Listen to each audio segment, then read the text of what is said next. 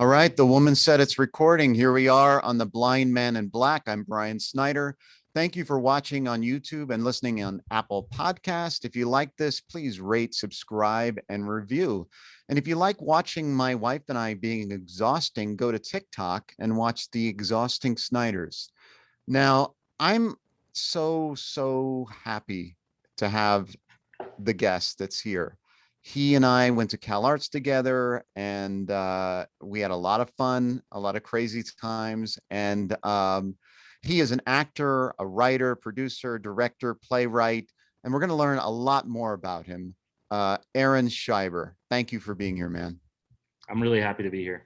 Yeah, it's been, I can't remember the last time we saw each other. I feel like I visited you in Taos in some it was, I think it was in like 2006, but I feel like maybe I saw you at once at a restaurant in LA sometime after that, but I don't know. Yeah, I'm remembering the last visit. Jackson was probably 4 or 5, I guess. And Jackson's your son? Jackson's my son, who's 19 now. Holy shit. Yeah. That's I mean, that's incredible, man. I remember when I first heard that he was coming into this world. That was like, yeah, man. Yeah, that was crazy. Yeah, it was crazy. And, you know, in retrospect, you know, we decided to have our child and move back to New Mexico from LA. And then sort of the world just started, you know, my life just started kind of happening, you know, and there was no, you know, kind of flying by the seat of my pants. And then now I look up all of a sudden and it's been 20 years. And Jackson is he's a strong young man, you know. He's taking a hiatus year right now between high school. He was admitted to UNM, which is the university in Albuquerque. He decided not to go. He just kind of wanted to do some other stuff and like take some time off school. He's never really loved school. And the pandemic took a little bit of a toll on him, just being on a computer all the time. So he actually finished school early and just got his, you know, GED, and then started river guiding, actually. So he spent his entire last summer being a river guide. And he took us down, Cheryl and I, down the river a few times, and he's amazing. He loves it. He loves it. It's amazing to see him kind of blossom in this very unexpected way. And we both started reading Edward Abbey last summer during the pandemic. I don't know if have you read any Edward Abbey? I don't think so. He wrote the Monkey Wrench Gang, but then he also wrote this beautiful book, this collection of essays called Desert Solitaire. And it's about his time working in Arches National Park in the early 1960s when he was a young man. And it's just like an adventure story. And Jackson was just so inspired by it. We both were. He kind of decided he wanted to live a life of adventure. So the river rafting thing was the first thing that opened up to him, and he just absolutely loved it. Yeah, I remember how sharp he was, you know, when he was little. He was so smart, and I knew he was going to be brilliant. And that's wonderful. And he acted with you in Cortez, which we'll talk about. But I mean, that was amazing to see you both. And I could see then a little bit better. So it was wonderful to see you both acting together. And is he still doing that at all? I feel like Jackson is one of those kids that would just very easily step into it if he chose to. But at this point, he hasn't expressed much interest in it. I keep telling him, I'm like, dude, you could just get an agent and just, he's very unique looking. He's tall and skinny. He's like a little taller than me, but like thin, with like big shoulders, big arms, and long, just like really bright red hair, and just like he's just a really good looking kid. So I'm like, he's just got a look, you know. You remember. I mean, it's amazing actually looking at Cortez now, because he was such a child then. He was like right on the edge of adolescence, and now he's a dude, you know. Yeah, he's a man. He's bigger than I am. Yeah, I mean, that must be crazy to see the evolution, you know, so, because time goes by so fast. I mean, I'm recently a father myself, and like it's only. Oh my God! Congratulations! I didn't know that. Yeah, well, I mean, I'm a stepfather, so. Oh yeah. Okay. Well, shit, that counts, dude. Trust me, Cheryl has you know, half raised Jackson, so you know, step parents count. Yeah, yeah, and it's just amazing. Just I mean, it really marks the passage of time. Watching them grow up, and I mean, it's only been a couple of years now, but it's insane. I'm like, what? Jesus Christ, they grow up so fast, and I mean, I can't imagine what that's like, you know, from birth to now, like what you're feeling. Yeah, it's weird. It's actually like you last saw him when he was 4 or 5 years old, and Right. then aside from the movie where he was like 12 or 13, where you could Mm, see an evolution there for sure. But it's funny for me. It's like I have to, when I go back and watch Cortez, it's always a shock mhm, because he's so different now, and I just kind of experience him how he is. mhm. And it's one of the things about fatherhood that's so precious is that this is just my experience. I remember what it was like. I remember the emotions, but I don't remember like specifically, this is why they take so many videos. I don't remember the sound of his voice when he was that age. Yeah. I don't remember. I kind of remember a little bit, like, this is going to sound funny, but you know how it's olfactory? You probably are really tuned into this, but Mhm, like smells have a certain quality of memory, mhm. like you smell a certain thing and it reminds you of something. So I can Oh remember yeah. smells, Mhm, from when he was a little guy, but like, and I remember like the feeling, the physical sensation of like picking him up or holding him in my arms, mhm. but like who he was on a day-to-day basis and like how he talked and how he interacted, I don't remember it as well as I would like to, you know. I It's remember funny. when I was staying with you guys, and I don't know, he wasn't feeling well, and I think I feel like he was 3 or something like that. He was very, very young, Yeah. and he wasn't feeling well. And I remember he was like, I want ibuprofen. And I was like, Jesus, he can say that word. Yes. Well, that's interesting. That's funny because he's always been very like verbally adept. Yeah. He's got like a great vocabulary. He picks up words, and he's still like that. He's like a. It's funny. I do remember little things like that. Like he would say ibuprofen and be able to Yeah. pronounce it. It's interesting. Yeah. Yeah. I mean, it was so clear, and I was like, holy shit, that kid's smart. Um, Yeah. But anyway, we'll talk more about Jackson. But I want to know how you've been holding up through the pandemic.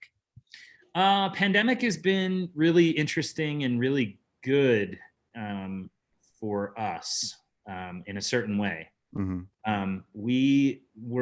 I had just had like major knee surgery right before everything shut down. Well, let me go back.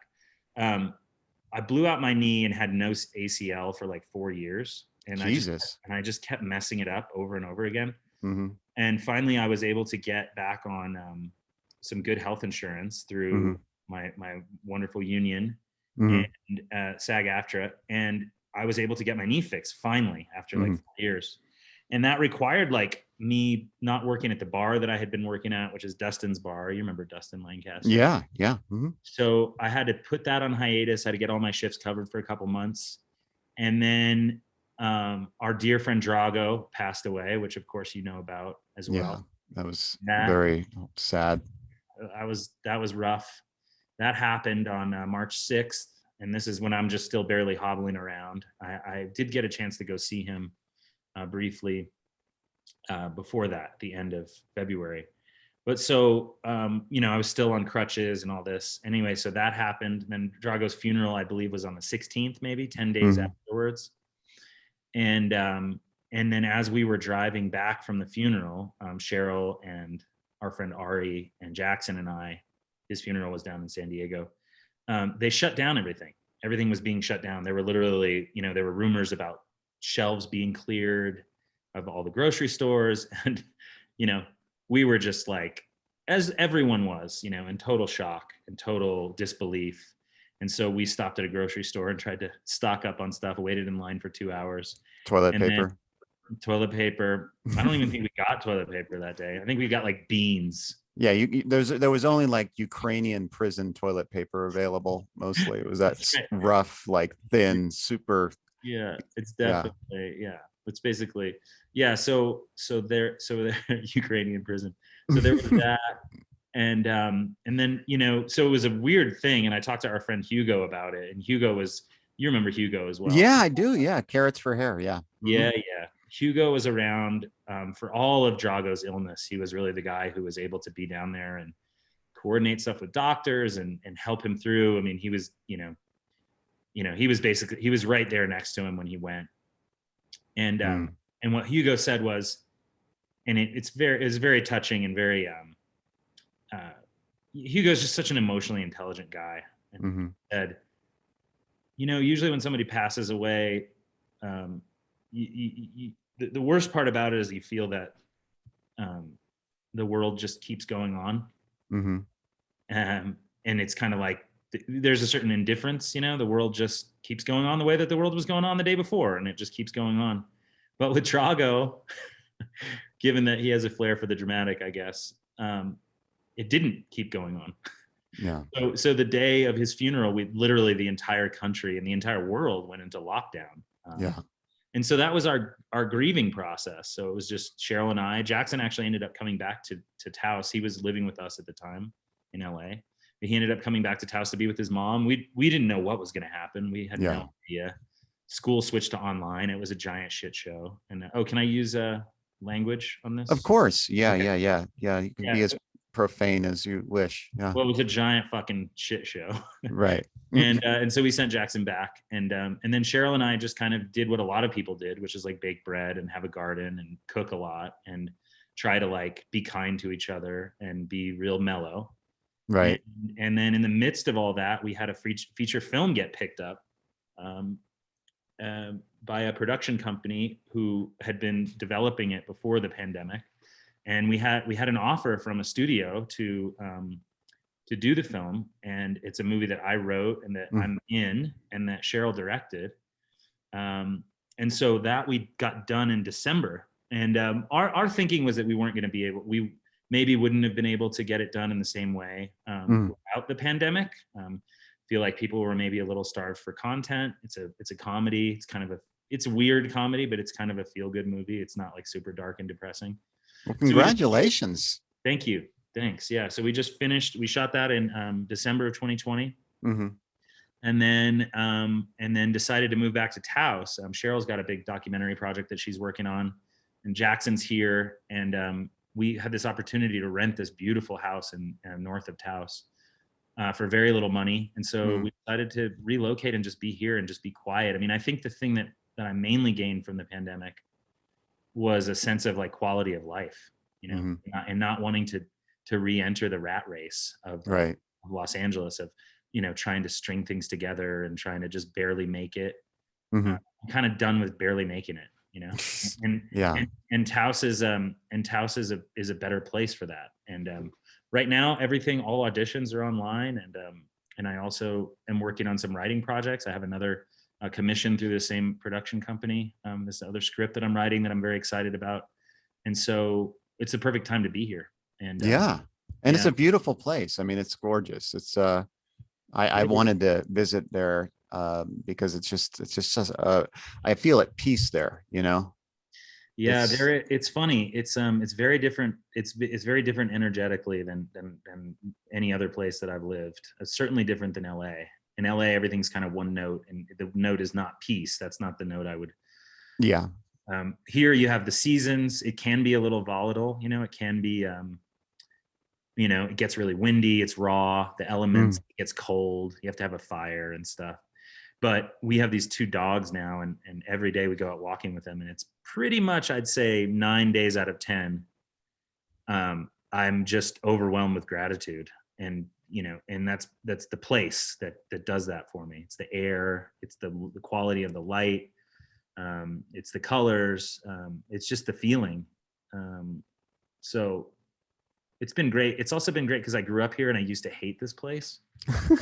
I used to have like a love-hate relationship with it for a lot of different reasons. And now it feels different to me than it ever has, in a good way. Well, that's so wonderful. I mean, I'm so happy for you. I mean, the baking, the gardening, and being able to create and feel peaceful at the same time is a wonderful thing, and not be in that, chaos of LA and all the strange energy that is happening there. But I mean, it can be fun too. But LA. I mean, I love LA. I miss LA on a lot of different levels. One of the other things I did during the pandemic was I started riding my bike. Oh, really? I got like what's like a hybrid bike, I guess. It's An e-bike?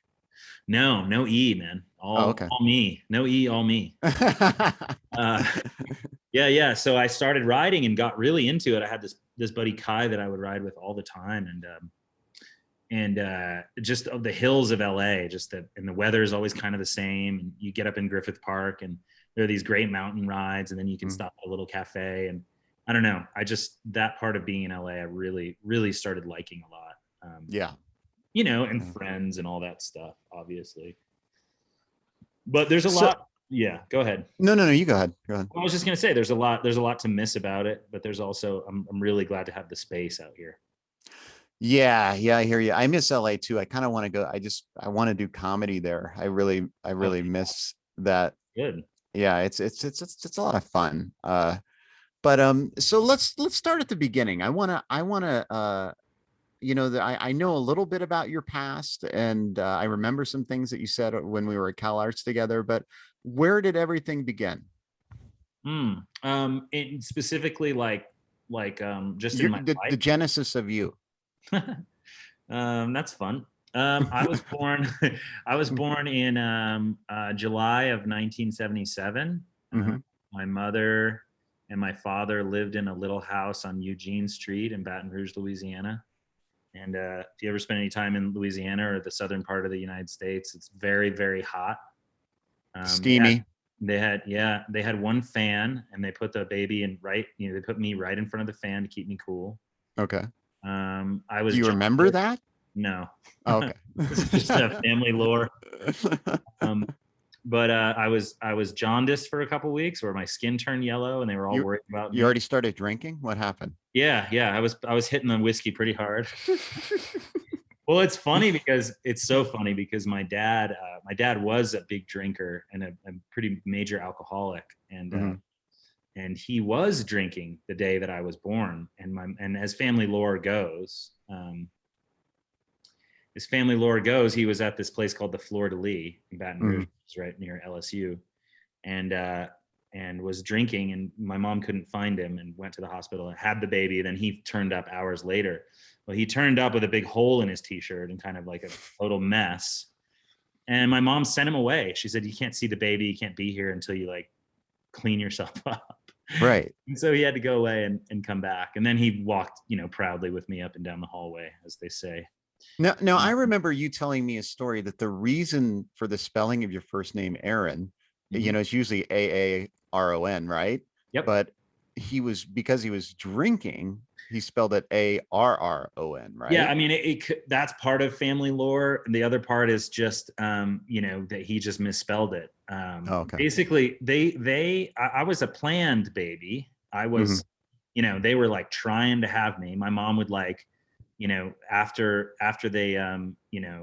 after they would bone, she would go stand on her head to get sperm to drop down. She was trying everything.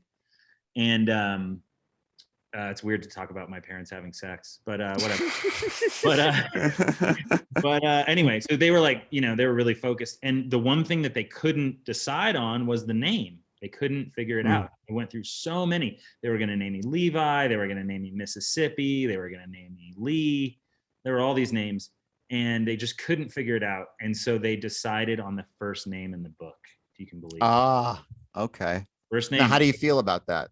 I hate it. I don't like it at all. I think it sucks.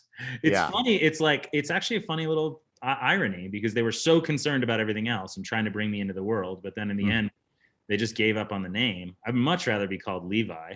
Right. Yeah. That's a great Levi Shiver. Yeah. Levi Shiver is actually pretty. That sounds like I'm doing music now. I don't know if I told you that, but no. Yeah, writing songs and playing music, and so I've changed my name to Earl Buck. That's my music name. So, okay. Nice. So now are you doing country music? Yeah, it's kind of country, singer-songwritery, Americana kind of thing. Yeah. Yep. That's great. But so the name, I think they just had him go down there and fill out the birth certificate. And for whatever reason, whether it was because he was muddled in his head from alcohol, or because he just thought that that's how you spelled it and he got the R's and the A's mixed up. Right. We'll never know because Brian Shiver is gone. Oh, he passed sorry to away. hear that. It's okay. He passed away in September of last year. And holy shit, it's been soon. My condolences. Thank you. Yeah. Yeah. It was rough between him and I. We didn't really have much of a relationship the last few years. And I can tell you a little bit about him if you want to hear. Yeah, of course. Yeah. He was sober for 30 years, but he didn't really work a program. He kind of dropped out of AA. He was like an agent. He was like an AA dropout, but he was managed to stay sober for, most of his adult life. And then got hooked on pain pills and after a heart surgery, which is a very common story nowadays. But I just think, and this is my own personal opinion, I just think that there were things that he didn't deal with, that he didn't process through getting sober, that, that generally if you're going to stay sober, that there's things that you have to look at and do. From my experience and my experience of other people getting sober. And he didn't do that work. And so it was all still lingering. There was such a black cloud. And so when the pills came in, that was just everything unraveled from there. So he lost everything. He lost his marriage. He lost his job. He lost all his money, and just was extremely unhealthy and just not good for the last 5 or 6 years of his life. And ended up, passing away. He didn't die of COVID, but he did have like a severe respiratory illness and heart, just a really bad heart, and everything just fell apart. That's horrible. In September. But it's funny. I tell the story, or, I just had a birthday party recently here at the house here in Taos, and on July and my birthday, and my mom attended, and I told the story of my birth as I remembered it, where I told the story about how my dad I got some dogs. They're gonna. That's bark all right. I told the story about my dad and the T-shirt. I'm telling it to the whole crowd, the dad and the T-shirt and the fleur-de-lis and the whole thing, and the birth certificate and all that stuff. And I finished it up, that's my birth story. And my mom said, well, let me tell you the rest of that story. And I'm kind of thinking, oh, what is this? Right. And she said, well, what Aaron didn't tell you is that, yes, his dad wasn't there. His dad was at the bar when he was born. But when Aaron's dad was getting ready to pass on into the next world, Aaron had the opportunity to go be with his dad, to see him out.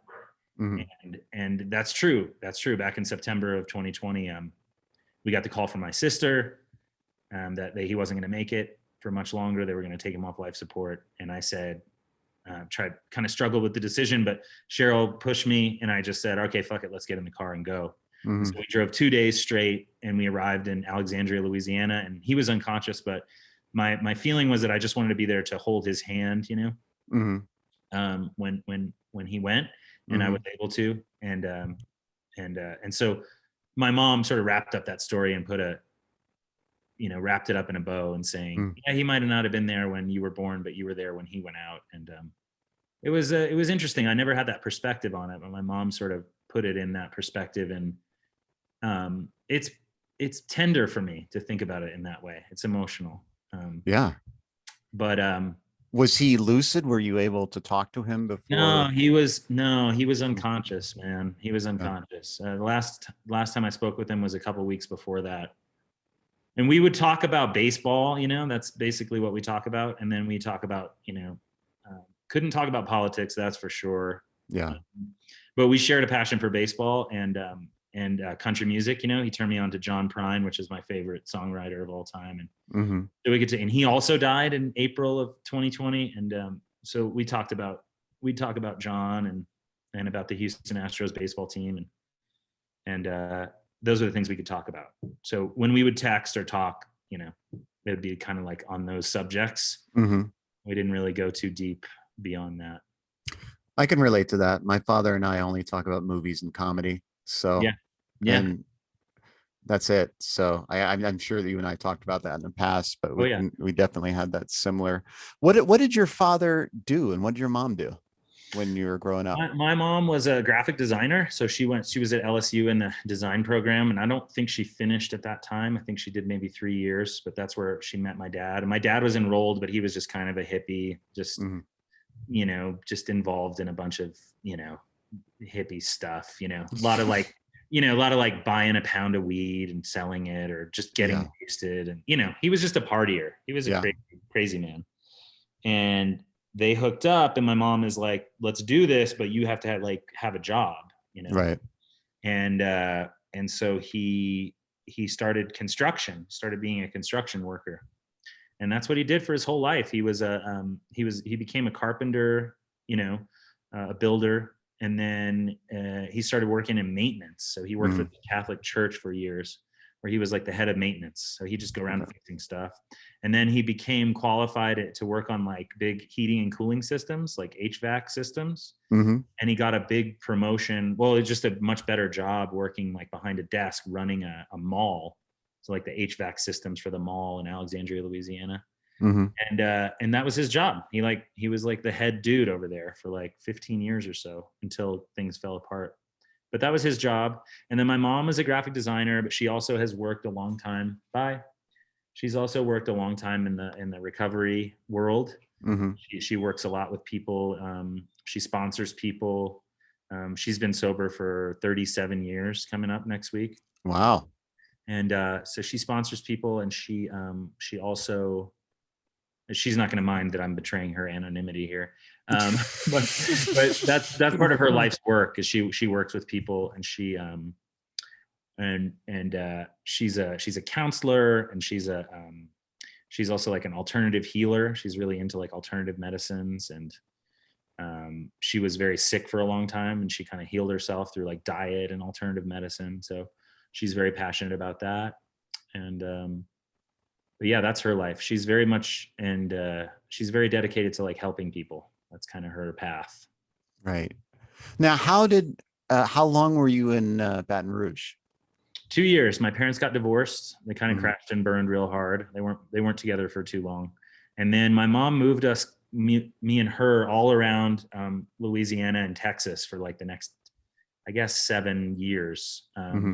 Until we landed in Dallas, and she had a graphic design company with a friend of hers, and she met this dude, Steve, who became my stepfather. He was from New Mexico, and he had a business that he was going to start with his brother, a cabinetry business. And so he moved us out here in 1986. Okay. And that's right around my mom and him both got sober that year and got married, and then moved everybody to Taos. And like, how did you handle that move? Were you okay with it? I don't remember. You were 9, right? I was, okay. So it was a little earlier than that. I guess I was 8. Okay. And the things that I remember about New Mexico was the harshness of the environment right away. And so it was a tough adjustment.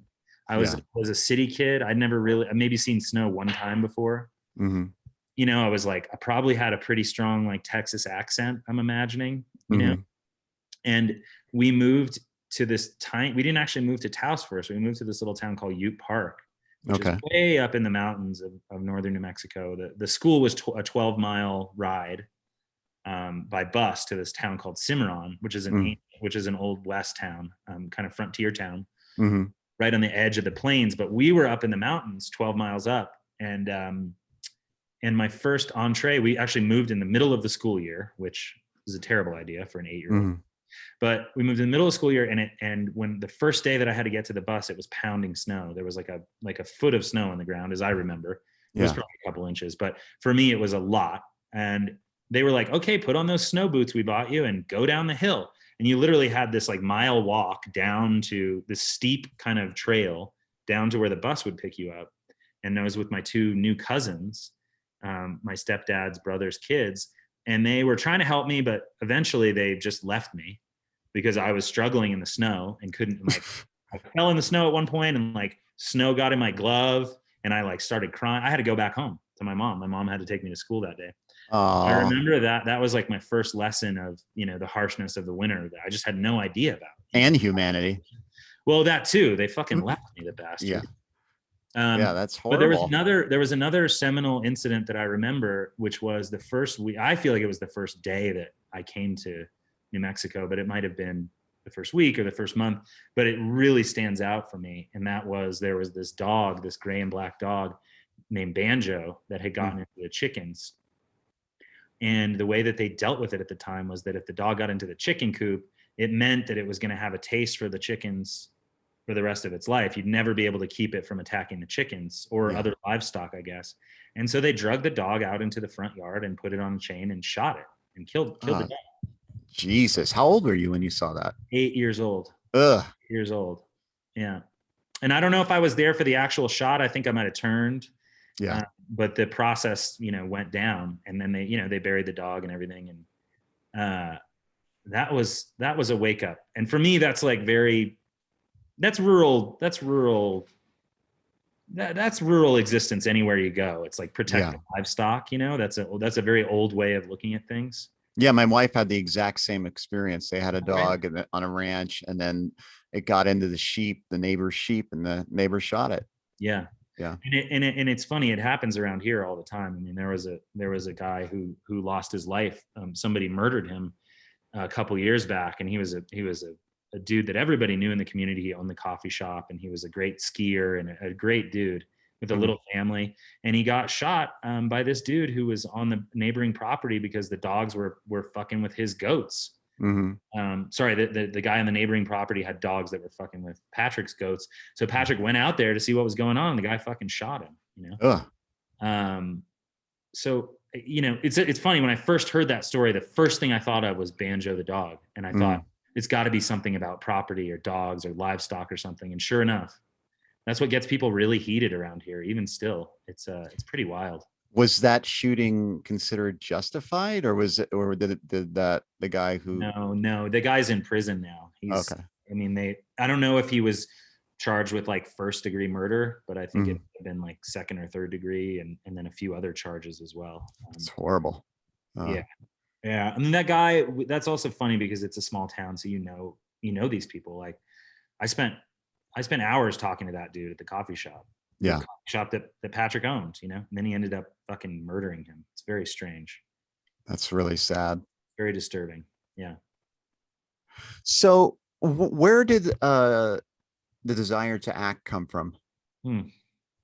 Well, I have this aunt, my mom's sister in Texas, and she half raised me. During that time in Texas, when we were moving all around before we came to New Mexico, my mom was having a party phase herself, and my aunt was my rock during that time.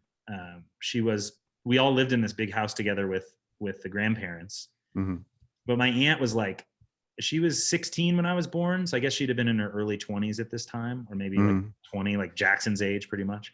And she just took it upon herself to like make sure that I was okay, and just gave me all the love she could give me. She was enrolled at the time at Stephen F. Austin University, which has a BFA program for acting. So she ended up getting her BFA, and she was and I would go and watch her rehearse, and I would go and do little play. They dressed me up at one point, and I like ran across the stage. I remember there was another time when they were like, and this is back in the days of not being politically correct, but they were like, we're going to play cowboys and Indians. And I'm like, oh, that sounds cool. They're like, you're going to be the Indian. And so they tied me to a post because I was too much of a busybody. So they tied me to a post for an hour, like I was the Indian captive or something. So I remember all those like little, those people that she hung out with, a lot of like really boisterous, a lot of characters, she loved David Bowie. She loved Elvis Costello. She wasn't a big partier like the rest of the family. She wasn't a big drinker. But she just loved dressing up and like doing characters. And she always told me like, you're going to be an actor. I guess I would do little things, I'd do like little bits, you do when you're a kid.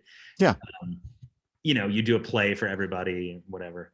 So I'd do things like that. She was my main inspiration. And so somewhere in my head, it was always just like, you're going to be an actor because your Aunt Memory said so. And yeah. And then I didn't really do it until 9th, 10th grade. And then I just remember having a distinctive moment in 10th grade where we did that Noel Coward play, Blithe Spirit. Yeah. It's about a guy who's there's a seance, and a guy's he's lost his wife several years ago, but he's remarried, and then they do a seance, and the old wife comes back as a ghost via the seance. Anyway, in the very first scene of that movie, I'm playing Charles Condamine, I think is his name, and he's this very proper British upper crust guy. You know, I didn't know how to do any. I didn't have any training. I'm just fucking making this stuff up. You know, it's fun. But there's a point where she says, well, what if I die? You know, this is early on in the play. She says, what if I die? And I say, oh, you won't die, Ruth. You're not the dying sort.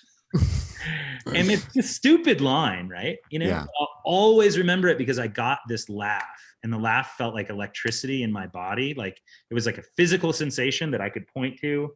Right now, I could feel it. You know, just thinking about it, I feel that sensation. And it was like this ripple in the audience. The audience was full of people. There's 200 people in the audience. And I felt it ripple through them and then back into me. And I went, what the fuck? This is amazing. This is, you know, and I didn't, you know, I don't think I maybe had drank. I maybe tried pot at one time or drank a couple times. So I didn't have any experience that was so exhilarating in my, you know, I had never experienced something that exhilarating in my life. The first dose of performance high. Yep. And it was a shot. I can still remember I remember the line. I remember the exact moment. I remember who I was on stage with, which was my dear friend Dominica, who happened to be Martin Scorsese's daughter. Oh, wow. I don't know if I ever told you that, but she was my first stage partner and my first stage kiss, actually. I think I remember Dominica, that. If you're listening, hubba hubba. No, Dominica is now a director, and she has a husband and lives in Chicago, and they have, I think, one kid, maybe two. But anyway, she was my first. That was Marty's daughter. Amazing. Did you meet him? Was he there? You know, he came to Taos once or twice, but I never met him at that time. And I still haven't met him, but I did work on a television show that he executive produced. And when I was waiting to hear if I got the part, they said, well, the tape's with Marty, and so we have to wait for Marty's approval. You've got everybody else's approval, but we have to make sure it's okay with Marty. That was Boardwalk Empire, right? Yeah, that's Boardwalk. But I remember that I was so proud. I thought that's pretty much, to me, I don't necessarily need to do anything else, you know? Or I don't know if I'll ever be more grateful than that moment, because as far as acting goes, because how cool is that like frickin' Marty, we're waiting on Marty's approval for your, and then obviously I got the part. So he approved you. He approved. Wow, that's awesome. Anyway. So, you know, it's interesting because my first thought was the reason you got into acting was I was paralleling it with my own life. I was thinking, well, maybe it was because of trying to connect with your father somehow, you know, like, you know, my father was a comedian and entertainer. And one of the reasons I got into acting is because I wanted his attention. I wanted, you know, to get him to notice me. And for sure. What's interesting is, so there's two things to that. The first one is, you know, my dad was so far away from me for most of my childhood. And when we moved to New Mexico, he pretty much, unless I came to him, that was pretty much the only option that I had for hanging with him. But when I was 12 or 13, he turned me on to stuff that nobody else was turning me on to, that changed my life and changed my ideas about acting and movies. So we would do like a Jack Nicholson night. This is like a whole summer I spent with him. Right. Blockbuster, we get every Jack Nicholson movie we could find. And then we would just plow through them all and just enjoy every moment, break them down, talk about them. And then we do a De Niro night, and then we do a, you know, Ray Liotta, we do Joe Pesci. You know, he loved those gangster movies. He loved Goodfellas. He loved Mean Streets. He loved Raging Bull. I mean, just the list goes on. And he turned me on to all that stuff. So he like really instilled in me a passion for these great American films, you know, from that era.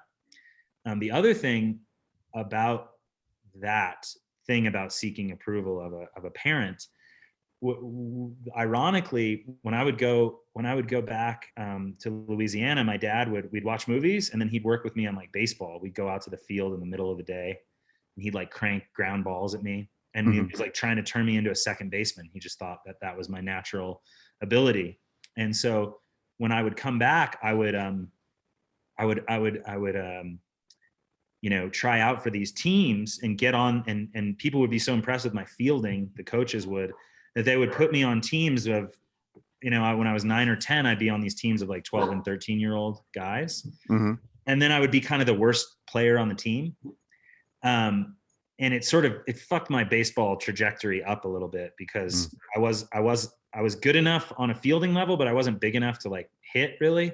Mm-hmm. I wasn't strong enough. Anyway, it was just a weird thing. But my mother, and this is going back to the idea of a parent and approval, my mother, I don't think could stand me not being good at something. Mm-hmm. And so she would go, and it would hurt her to see me, you know, bat ninth and play right field and strike out 3 times. And it would, she's calling me right now. That's so funny. She's like, I heard you're doing this podcast. Are you talking about me? Are you telling the stories of our family? So that's how she talks. So I think I saw this with my brother too, where she just couldn't stand to watch us struggle or to fail, and really just activated her anxiety. Mm-hmm. But what do you think that was about? I think it's just codependence, you know. I think it's just like straight up, you know, not separating yourself in your experience from your child's, and like also like allowing your child to have his or her own experience, you know, in the world. Because this is something that I struggle with Jackson. I'm like, he's not me, he's his own person, he's on his own path, and I have to really oftentimes remind myself that, because I'll get all invested and I'll get all identified with him. So anyway, so I think my mom, when I would get on stage, there was something that felt easy. It didn't feel like a failure to her. It didn't feel like a struggle. It didn't feel like I was hurting. It felt like I was in joy and spreading joy. And it certainly felt that way to me as an actor. I didn't have any hangups about it at that time. I just loved doing it. I loved being on stage. And there was for lack of a better word, there was like it felt natural, you know? Do you feel like your father wanted to be an actor at one point? I don't know, man. He played music a lot, and he also he had a great sense of humor. And he would do like little doodles, little cartoons. And actually, in fact, he used to pick me up in Lufkin, Texas, which is about 3.5 hours from Alexandria. Lufkin is where my grandparents live. So my mom would get me to Lufkin, and my dad would pick me up and drive me back to Pineville or Alexandria, the area that he lived in. And we would do that every summer for, I guess, probably from the time that I was 7, 8 until 13. So there was like 5 or 6 years there where that was like the routine every summer. He'd come and pick me up, and we'd drive back. And now that I'm remembering it, it's funny that you asked that question, because I don't really know the answer, but I know that he used to keep me entertained from the moment we got in the car all the way until we got to Alexandria. And the way that he would do it is by doing these stories and these characters. He would just make up this shit. So there was this place we passed it. We would laugh, man. We had the greatest time together. We would just like crack each other up. I would do little voices. He would do voices. But there was this place that we would always pass called Bald Hill. Just, you know, it's just a little rise in the valley, you know, in the forest or whatever. And so my dad was like, well, I wonder who lives in Bald Hill. And then he's like, well, probably some guy named Zeke and his cousin Tadpole. And then he just started doing this thing, and it was called Bald Hill Blues. And I'll never forget it. I mean, he had me going for hours, man. For years, we would do the Bald Hill Blues. We would do all the characters, and it would get raunchy too. It was like, it could be nasty. But, you know, it was like the 2 brothers or the 2 cousins or whatever they were. And then down the hill, there were these 2 widows that they were always trying to like have sex with, you know? Right. It's just like the raunchiest stuff. But at one point I remember Tadpole was like having a problem. And I thought that Tadpole was going to die. And my dad like brought me on this whole journey of storytelling about these characters and got me to really care about them and invest in them. And I remember I was like probably 9. And I think I cried at one point because I was like, Dad, is Tadpole going to die? And he just kept telling the story. And then eventually Tadpole didn't die. He just needed to take a shit. Apparently that was the joke. Well, that's a great training though, like creatively to like make up those stories. Oh yeah. It was improv. Now that I think about it, you know, it was total, you know, and he was committed. It was specific. It wasn't like he was just like making up a thing for his kid. He was like invested in the shit, you know? And it was good training now that I think about it. I mean, it's probably the first, you know, adult, in quotes, stories that I became entranced by, you know, invested in. Yeah. I mean, it sounds like you had a lot of fun, which, you know, makes you want to do it more. And and it connected you with him. Yeah, that's actually amazing. It's actually really special. I hadn't thought about it quite that way. You know, and you know, time happens and you become a teenager, and then, you know, I was off to school, I was off doing my own thing, and partying a bunch myself, and then I had my own kid, you know, and so anyway, so time goes by and life happens, and you don't. And thinking back on my life with my father, I just think, oh well, he wasn't really there, you know. But then I think of all these wonderful moments, and it's like, oh wow, he actually gave me a lot, and I'm actually I'm very grateful for him. He was actually a beautiful spirit, you know. He had a real liveliness and creativity about him that was special. Yeah. So how did CalArts come about? Well, let's see. I finished high school and was very, you know, just totally committed to being an actor. And in fact, I had a lot of teachers that told me that I should just go to LA and fuck going to school. I should just be an actor, which I don't know why they gave me that advice. Right. But I tried. How do you feel about that? Do you think that was wise or unwise or what? Well, I think in a lot of ways, I think everybody meant well in encouraging my talent and all that. But I think in a lot of ways I was done a disservice by being treated like I was some kind of golden child or something, because I got that a lot from people, you know. Oh my gosh, you're so good, you don't even need to go to school. Oh, don't go, you don't need to go. I don't tell this to everybody, but you could. This is my high school drama teacher, you know. I don't tell this to everybody, but you can just go. You need to start working. You need to be an actor, which is great because they recognized it in me. They saw how passionate I was about it. But on the other hand, it's like, I think you can be praised too much too early. And this happened to me in CalArts, and I'll get into it as we go on.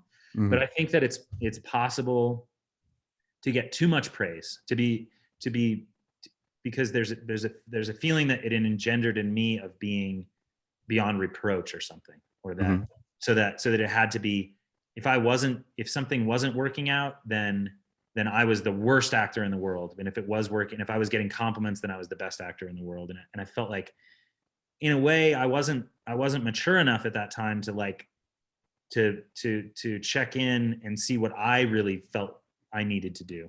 I was kind of listening to other people and just buying the hype of like, oh, you're so talented, you're going to be fine. You're just going to work. You're not going to have to worry, you know. And it turned out not to be true. So I feel like that was a disservice. But the way that CalArts came along was that I took 2 years off of high school and just like smoked a lot of weed. I did spend some time in LA, but it was a joke. I wasn't prepared to be out there and to like find a job and start like beating the streets. And like back then you could get like Backstage West, you know, and go on audition. I remember. Yeah. I wasn't in that. I mean, we're talking the mid 90s here, 96, 90, 95, 96. So anyway, I just wasn't emotionally ready. I wasn't mature enough to just do that. And so I had a couple lost years basically, where I just like smoked a lot of weed and partied and just moved back and forth from Taos to LA, and, you know, be crashing on couches and stuff and living with my parents. It just wasn't a great scene. Were you auditioning? Okay. No, I just totally got it. I didn't, you know, I actually did come to Taos the second year of those 2 years, and decided that I like couldn't, my brain was just, I had smoked a lot of weed, my adolescence, pretty much every day of high school. And then through that period, and there was a point when I was like, I think this is doing me more harm than good. And just put it aside. This is in 1996, just said, I'm not doing that anymore, you know, and haven't really since then. There was a period when I moved back to LA in 2012 where I started smoking weed again, and did not work out. Caused me like great anxiety. But so anyway, since 96, I have not smoked weed. I just can't do it. It's not good for me. It fucks me up in the brain. So And I watch other people do it, young people, and I'm like, I can't believe how strong it is now. I don't have any experience with it, but it's crazy how potent it is. Yeah, well, I mean, I use weed now, Uh-huh. but it's funny. But when I was doing weed before, like when I didn't really do it at CalArts. I did it maybe a little bit, but I did Mhm. it more after, and I didn't. I would just always do too much at once, Just and get then I too would just high. be like totally fucking out of it. Yeah, it's like the And Stevie Wonder song "Too High." yeah, I was always too, and I was like, this doesn't really, and I was just, eat too much, and then like it wouldn't really do anything. But now, Hmm. like my anxiety levels in the last few years have been horrible, Yeah. and it like totally mellows me out. Like sometimes, like I don't even feel high; I just feel normal. Interesting. Yeah, Yeah. and it's whole. I mean, but I wasn't doing it right back then, because when I would do it, it was when I was happy and not anxious, and then I'd be like, I need more of this, and then I do too much, and it would be, fuck me up. Yeah, it's And interesting. I started smoking CBD. That's been my thing. yeah. And there's this great flower that you can get, have a joint.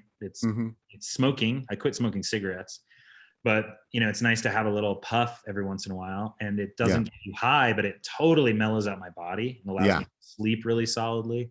Hmm. You get a little kind of munchies or whatever, but it's like it's fun and chill. So that's my. Yeah. But when I quit smoking weed in '96, I like had a big like epiphany about I've just been kind of wasting these years, and I need to be doing plays. So I did a whole string of plays. I did maybe 5 or 6 plays in Taos, just Hmm. back to back, just with whoever I could work with. Hmm. And during that time, I decided that I was going to go to school. Hmm. And I just had my heart set on Juilliard. That's where I wanted to go. And when I heard that Juilliard didn't care about your grades, because I had terrible grades in high school, Hmm. I was like, well, that's obviously the school for me. And it's the best school. So Yeah. if I really am the best actor, then I'll get into Juilliard. So I was working at a pizza place at the time, and I told my friend Eliam, who's become a very dear friend of mine, Hmm. still a dear friend of mine. I told him this idea about auditioning for Juilliard, and he said, "Well, that's stupid, man." he's like, "What if you don't get into Juilliard?" And I'm like, "Well, Right. that's not part of the plan." He's like, "Well, I went to this place called CalArts, and as it turned out, he had just graduated from CalArts, Hmm. and he started in the acting program, but he sort of, what did they used to call it when kids didn't have a métier but they were still in the school? They could kind of build their own program. It was called like independent study or something like that, or Yeah, they had an independent track for sure, I think. independent Yeah. track. Yeah. Yeah.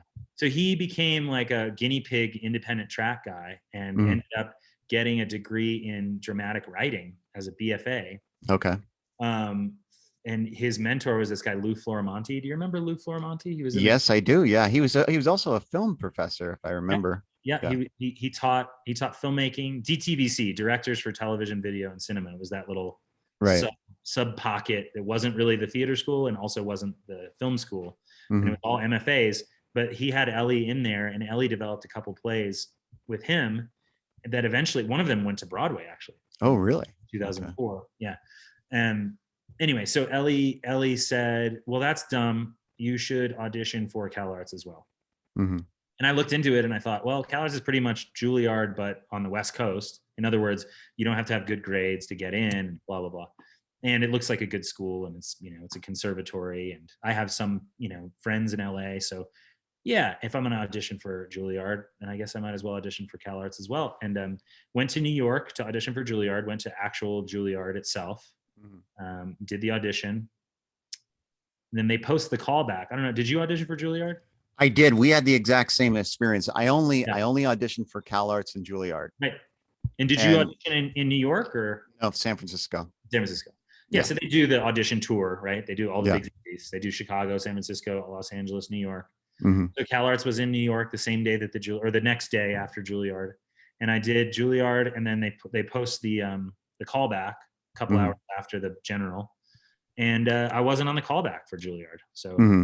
knew right then and there Juilliard wasn't happening. Right. But I had to do Right. the CalArts audition the next day, and I remember going in, and it was Fran Bennett, R.I.P. Hmm. And it was Fran and this guy named Ferdinand. I don't know if you remember Ferdinand. He was he was at my audition as well. okay. Yeah. Was Fran at yours too? No, it was I think it was With Ferdinand. Irene. And I thought it was who was your first year acting teacher? Anita. Yeah, it was Anita. Kazadian. Yeah. So you had Anita and Ferdinand. Mm-hmm. Yeah. So mine was Fran and Ferdinand, and I didn't learn this till much later, but she asked me about like my process or what I felt, and I said I had this whole essay that I had written about it, and so I was very like keen to answer the question. She asked me, what do you hope to gain from CalArts? And I was like, well, I think I have, I think of my creativity as sort of a tree, and it's growing inside of me, and the tree needs help. It needs water and fertilizer to get bigger and to grow to fruition or something. That was my metaphor. And she's like, oh, very interesting. Cool. And I walked out and thought, there's no way. But I got a notice like 2 weeks later. I got a thing, which I still kept actually, the acceptance letter, because that was a very nice moment in my life to have that like immediate response of like, you're in, we'd like you to come. Wow.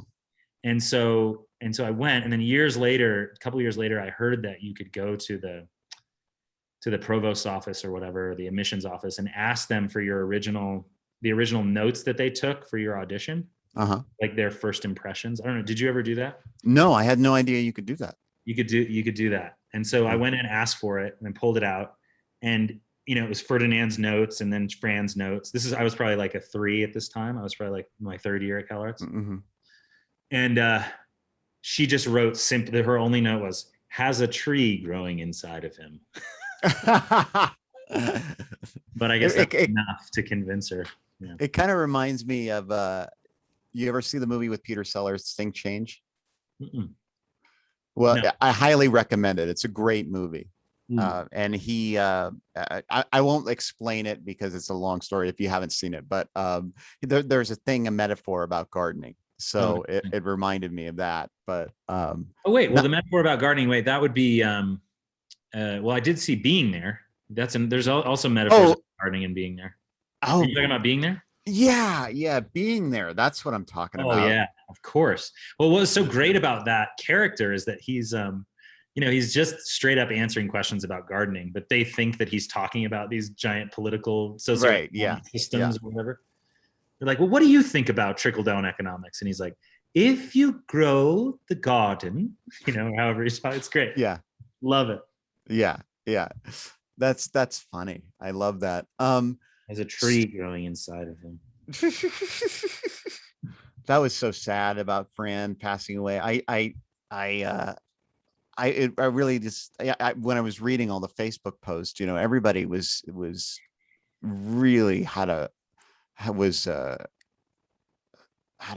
some experience that was profound with her, Oh man, I have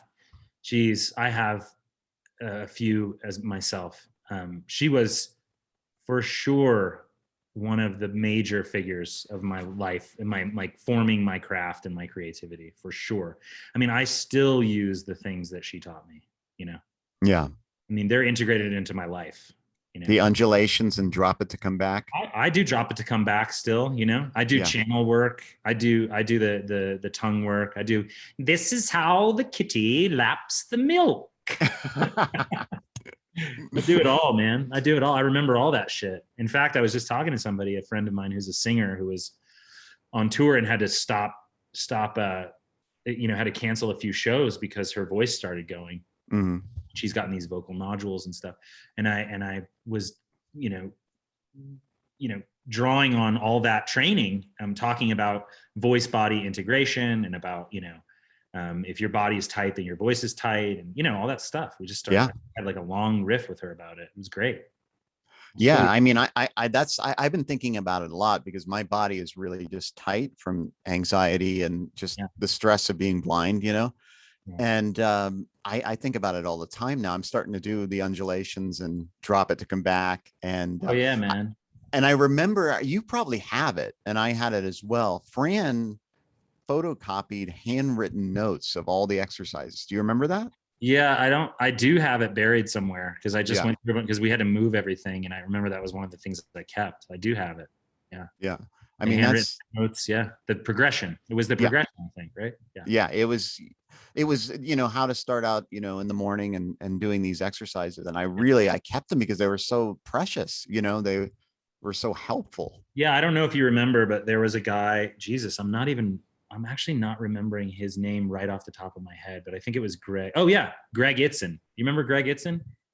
The name is familiar, but I'm not. He's an Yeah. actor. He's done everything. But you remember there was that lady Carrie Korf who was our like audition, like the business of acting teacher. The Yeah, I last got in year, huge trouble with her. She I'm hated sure. me Yeah, you because got in I did trouble a that. couple times. Yeah. Nari. What was Remember that? Leah, you don't remember that? Gosh. Oh, Because you oh, came on stage with your shirt off that time. Because you were like, look, I fucked it up. I left it on the other side of the stage. I made a decision to go with my shirt on because if I'd have worn the other shirt, I would have been the other character. So you were no, like, what happened is isn't the that what it was? person that was supposed to set my costume Yes. left before the show Right. was over. So Right. I had no costume. So I'm like, what do I wear the same outfit and look and Yeah. be the same character? Or I Yeah, thought I you're might supposed to as be a well. different character, so you Yeah. just went with the shirtless, which I Yeah. thought was a fine choice. There's nothing wrong with that. You were Yeah. also like a porn director, weren't you, or something? That where I took my shirt off, I was one of the disciples of Gurdjieff. Well, that was fine too. Like, why Yeah. wouldn't a disciple of Gurdjieff have his shirt off? Come on. I don't Plus, you know. look great with your shirt off. I felt truthfully, I felt very self-conscious. Well, dude, But remember I had to be in my fucking underwear for that stupid play. you've had to be nude. I noticed you had to be nude quite a bit, not only at CalArts, but Yeah. when you were doing films. We'll Yeah. get to that, but Yeah. um, but yeah, it was odd, and I got in a lot of trouble for that. And then I remember talking to Lou about it. I was like, man, Lou, she got so upset with me. And he's like, well, yeah, you should have checked. Like, I mean, I don't know. Yeah. Yeah. Lou kind of sided with the director. I remember A that. little bit. Yeah, I was surprised because of like I mean, I was just depending on them being there because they were always there, and I don't know, but I guess it was a good lesson to check, but but Yeah, I yeah, mean, you check certain things, props that you're going to bring on stage. Sometimes costumes, I don't know, yeah, if you're used to them being set for you and that's somebody's job, then that's yeah, a gray area. I mean, you can't be in charge of every single thing. You've got a performance to do. yeah, yeah. But let's go back. So you were talking about Carrie. What's her name? Carrie?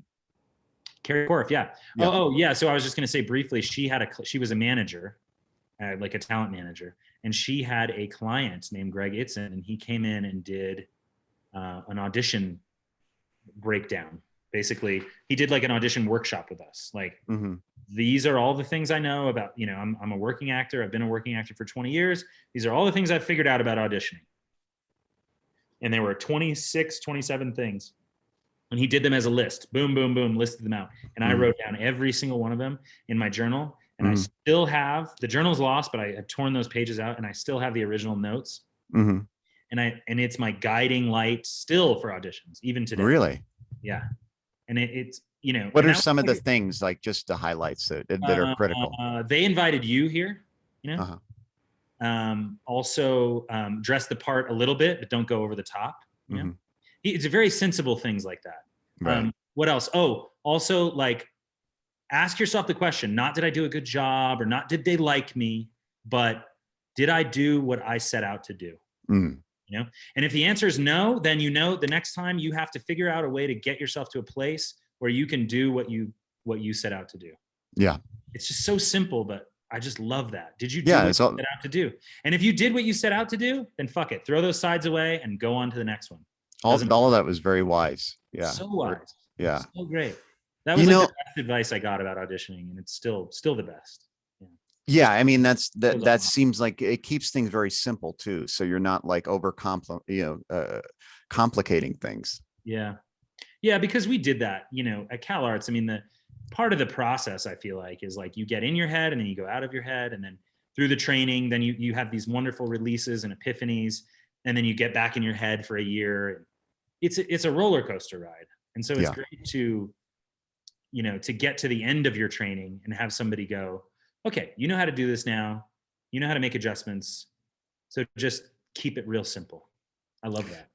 So I want to kind of, this is, you know, one of the reasons I wanted to talk to you is because I really wanted to honor, you know, you and our friendship. And we didn't start out in the same class.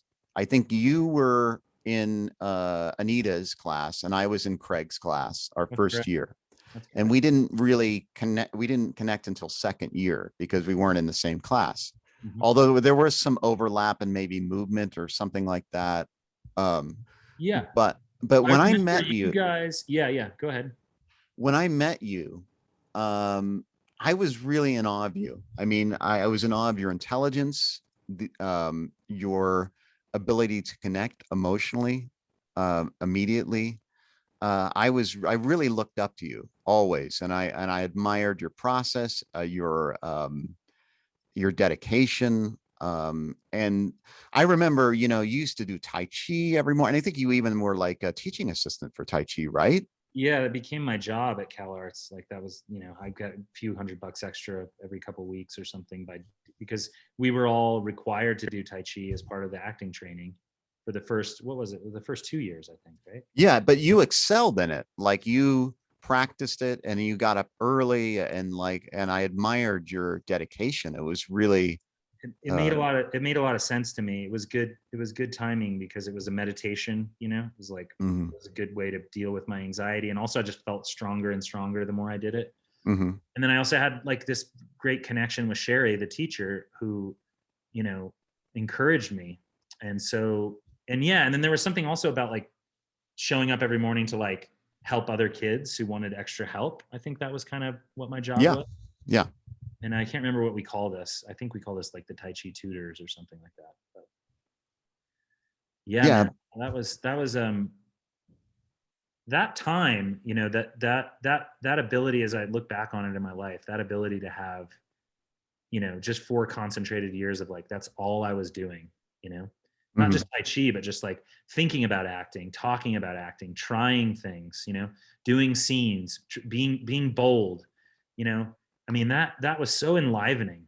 It was so enlivening. I don't know how you felt about it. I mean, I felt like you and I were on the same page as actors in the passion category, you know. mhm. I felt like Oh, you and I, we would geek out so majorly about everything, you know. Just I remember one time, Brian, I don't know if you even remember this, but we were all standing outside the main gallery, you know, like the main entrance to CalArts. mhm. And I think we were arguing, you were, I can't remember. I think it was maybe when we were doing Edward II, because you were in that play. Yeah. We were both in it. That's another thing that I was naked in. But, but just kidding, just kidding. Anyway, um, You look good. You look you're like, good. you look good, kid. And you had to give Jacob Brown a lap dance, right? Yeah, well, it was basically like we made it up. You know, this is so funny. It's just so to think back on it, like how we got to that point where like I was basically like riding him. Jacob Brown, talk about an amazing actor. But Oh yeah, yeah. but I mean, geez, he lives in New Mexico now too. I don't know if you know. And wasn't he up for like the part in the Green Mile? Like I heard that like he had auditioned or something like that. It's possible. I hadn't heard that. I hadn't heard that. But anyway, I can't remember. Oh, we were talking about, yes, there was this one moment. So we were talking about, I think Gabrielle, who was the director of Edward, was giving you a direction, and you were saying, well, how can I move? You know, I don't have a reason to move. You know, do you remember this? Yeah, I know exactly where And you're going with then this you go, because Brian Stanton made a comment about that. yeah. So you go, how can I move if I'm not moved? And it Did I was say that? yes, it was such a like, I just loved it. I was like proud to be an actor in that moment, you know, because of the level of passion and commitment, and to say a thing like, and it's also a poetic thing to say, how can I move if I'm not moved? You know, like, no, Right. I'm not going to move until I have a goddamn reason to do it. And then later on, Lou Palter was like, well, if a director tells you to move, then you need to figure out a reason to get across the stage. Remember he said that, and that was very simple too, you know. Right. Well, Right. but it's great because I felt like we were like, you know, I don't know, man. I felt like we were fucking carrying on a tradition that was really important. That is really important, you know. See what I thought, I was thinking of something different, because I thought you were like, because what I remember being something, because I think you were with Brian Oh, I want to Stanton. get off on it. That was the Yeah. other one. Because I had to shove a red hot poker up Jacob's ass Yeah. with Yeah. Teddy. Yeah. And you guys were trying to figure out the ins and outs of that, like Yeah. how to, so to speak. So you had to and you were saying, and Stanton was there because he was like one of the big wigs of the one of the character big wigs. Yeah. And you said, no, man, I want to get off on it. you were going like creepy vibes with the guy who was doing it. You weren't doing your job. You were getting off on it. And then I think Brian Stanton turned to you and said, Actor Studio with Brian Snyder. Yes, that's right. It did happen. I love that shit, man. I treasure those moments, and like all that. You remember too, we used to go hit the buffet at Pizza Hut and then go through an entire class, the film class. Yeah, I remember that very well. Showed. I should have paid more. Very unhealthy. Very, very unhealthy. So unhealthy. God, what were we thinking? I'm surprised I didn't have a heart attack like as soon as I graduated. Dude, to be honest with you, I still look for Pizza Hut buffets. They're a thing of the past. I think there's only like a handful of them in the US right anymore. They don't exist anymore. Well, especially with COVID. You got to have a COVID guard, not just a sneeze guard. COVID destroyed the Pizza Hut buffet, man. But there were so many moments. I mean, with Lou. I mean, Lou. I mean, there's so many things. That, by the way, did you hear that Lou lost Nancy? Oh no, I didn't hear that. Jesus. Yeah, that happened last November. Oh man. And last November. Okay. And I contacted Lou, and he's he's grieving, they were together for over 60 years. Yeah. Nance. They came to see my play. I did a play in the end of 2019. Oh, really? We did Fool for Love, and I did it with my May was somebody who was not affiliated with CalArts, but I pulled in my good friend Sonny to play the other part, other male part, and he's a CalArts grad. He graduated in 2009, and is super close with Lou as well. And so Lou came out to see us do the play, and I think they came for the matinee. Actually, so cute. We did like a 2:00 matinee and then a 7:00 show on a Sunday, and they like made a point to come out and see us and talk to us afterwards. And that was the last time I saw her. Geez, I didn't know that. Yeah, call him, if you get an opportunity, because I try to check in, from time to time, and I mean, he was such a influential part of our experience. I still hold, there's so many things that he taught us, that it's funny how things just stick in your mind, those little moments. And like, if I start thinking about it and riffing on it, I can think of a lot of them, but there's a few of them that that are just always with me, always. Yeah. That he did. And the things that he said. I mean, he's really a brilliant teacher. Just brilliant. Just so inspiring. And that second year, in a lot of ways was like that was the big like step into feeling like I was doing something more than just dicking around on a stage, that I was like really trying to create reality and really, really giving myself like a high bar, Yeah. And I felt like we were all pushing each other to do that for the most part. I felt like, what did we have, 15 people at that time? There were maybe 3 or 4 that were just not, had already kind of decided that, they weren't going to go there. Yeah. But there was a group of us that were like, we're going there, Yeah. And that was special for me, for my life. Yeah. And I felt like, from my perspective, you seemed very confident in what you were doing. I was passionate, yes, but I didn't believe in myself at all. I at that time I believed in myself. There was a moment where it got really dark at CalArts for me, and I think it was part of that like golden boy syndrome, right? For lack of a better word. It's not to toot my own whistle. It's just my experience of, you know, being an actor up until that third year of CalArts was, I can do no wrong. You know, Yeah. Well, I mean, you got the lead every time you were that in a was the production. thing. Like, you know, I got all these lead roles, and, you know, right away, like first semester of my second year, I was the lead, I guess it's not really a lead, but it's a very important part in Edward II. And I guess you could consider it a lead, but that trajectory then, you know, and then we did that play with Leah. That was second semester. Rivers of China. Yep. Yeah, Rivers of China. And then it was immediately first semester of third year, it was Rhinoceros that I also played the lead in. Mm-hmm. With Juliet was the director of that, the guest director. And then at that semester, I don't know if you remember this, but Michael Counts came. You remember Michael Counts? Yes, I do. Yeah. Mm-hmm. And that was like the big production of second semester of third year. Mm-hmm. And I didn't get into that. And in fact, they didn't cast me in anything that semester. And as it turned out, in talking to Craig, who was my mentor at that time, Mm-hmm. he just said, well, we feel like you've been getting too much attention and too many roles. And some of these teachers think you need to be like dropped down a couple notches because because you have like more to learn and you're getting cocky and this sort of thing. And did you feel that was accurate? At that time, I didn't have a lot of self-awareness, Bri, you know?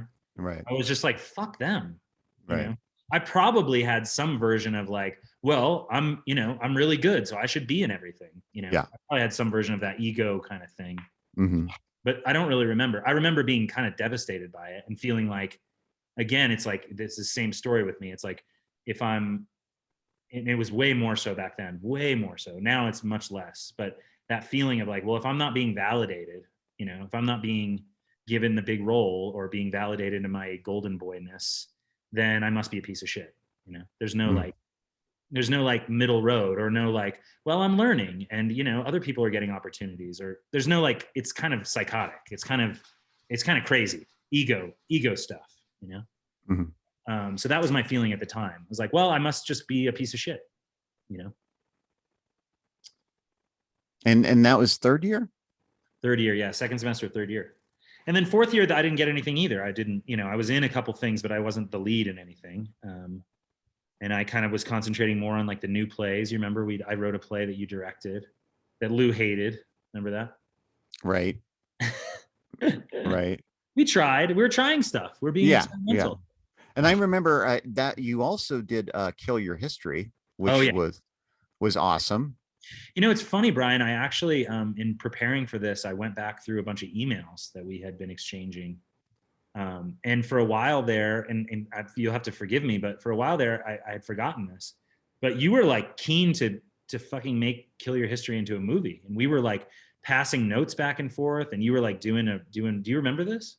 I did, but I also remember that Drago was also, he wanted to do it as well. So it was like, yeah, it was this weird thing where you guys both wanted to do it, and then I didn't. I don't know. I've had a weird experience with Kill Your History, or a weird sort of history with it.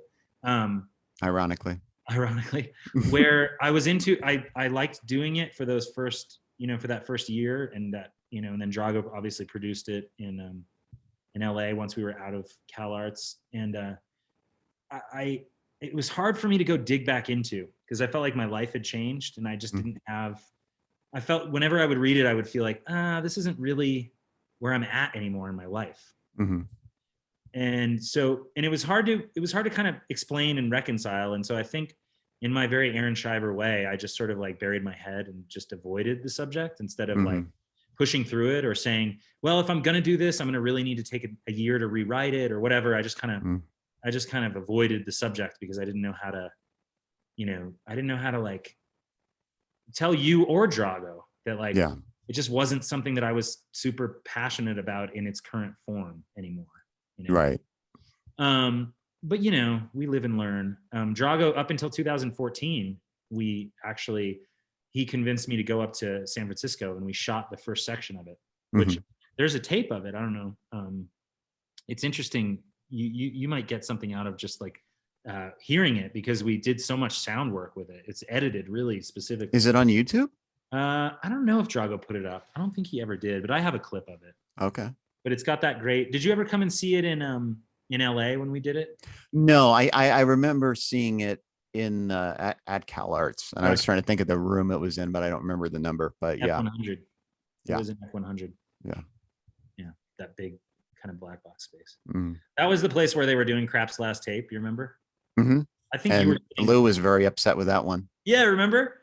Didn't he leave? He left before it started.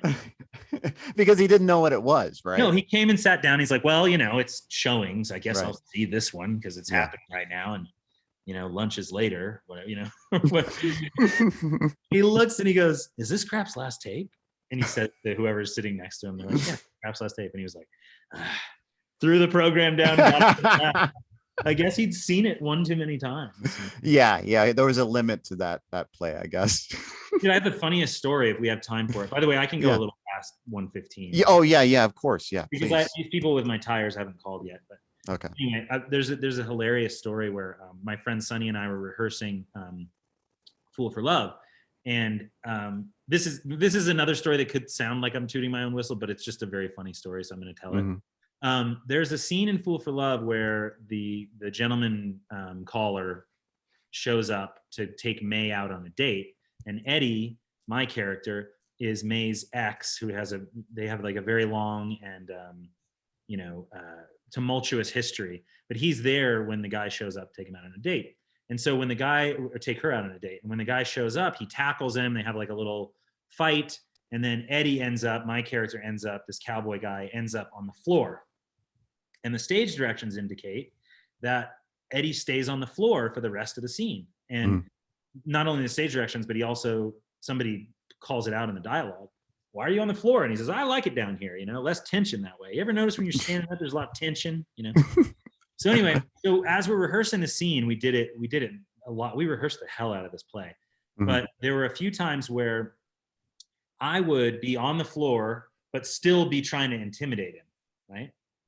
Because he's supposed to have the position of power. He's trying to put his dick on this dude from moment one, and he never really lets him go. And that's just kind of the way the screen, that's the structure of it. You couldn't do a version where Sonny's character was doming me. It just wouldn't work, right? So I'm figuring out ways to be dominant from the floor because I have to be on the floor. And so there's one point where I did this like crab walk thing where I'm like on the floor, but I'm like coming towards him, like scooting on my ass or whatever.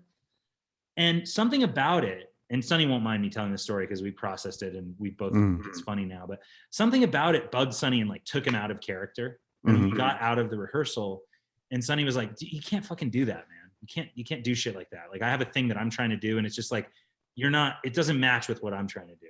Yeah. And I was like, when Sonny and I had a big fight about it because I was like, yo, man, this is the creative process. Like I have to be able to try things, and we have to be able to trust each other that, I'm rehearsing here. I'm not doing the show, but we have to be able to trust each other that we're going to get to a point where we both trust what we're doing when it comes to doing the show. And that rehearsal is for trying things. And that has to be the feeling.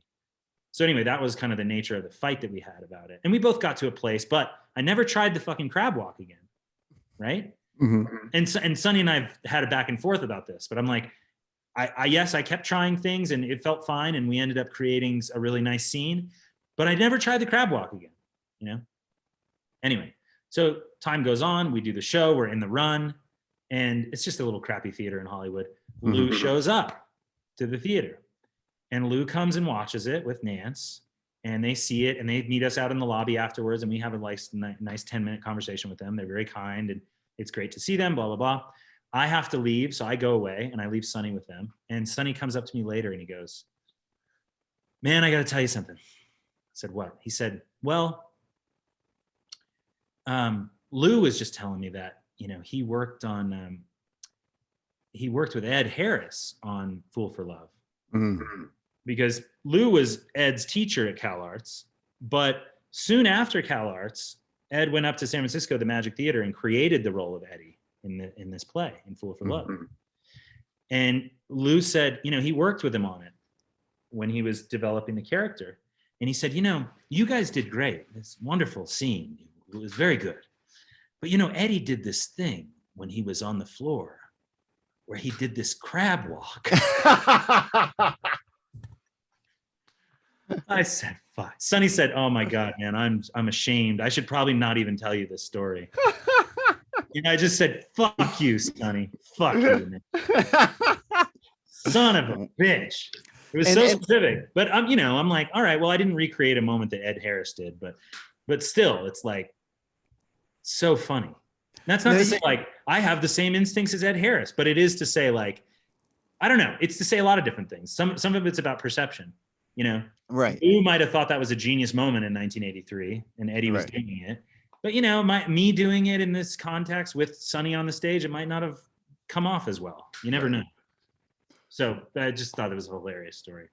It was. And now you hung out with Ed Harris. I remember when he came and spoke, you had a cigarette with him. He had an unfiltered cigarette, right? Yeah, that was my dude. That was my my pinnacle of like icy blue-eyed, serious actors, Ed Harris was my man. And so in that was our senior year when Pollock came out. And I felt like he definitely should have won the Academy Award for that role. I still think it's one of my favorite performances. And I also think it's a really good film too, that he directed as well. But he came and screened it at CalArts. And afterwards I walked up, I just encountered him right there in the doorway. And I was like, hey, I just need to let you know that you changed my life. And he said, well, I hope in a good way. And I was like, for sure. Are you going out for a smoke? And he said, yeah. I said, he said, I need a light. So I lit his Camel. Oh, wow. And then I got his address from the alumni. I stole his address. I shouldn't have even had it, but I stole his address. And the year after I was at CalArts, a year I got out, I was living in North Hollywood. You remember with Anais and I was kind of looking for, just some way to jumpstart something. And I reached out to him. I wrote him a letter and I said, listen, I don't know if you mentor people or if you, if there's a way that I can learn from you somehow. I just, and I reminded him about our exchange, I'm the guy who said you changed my life at CalArts and blah, blah, blah.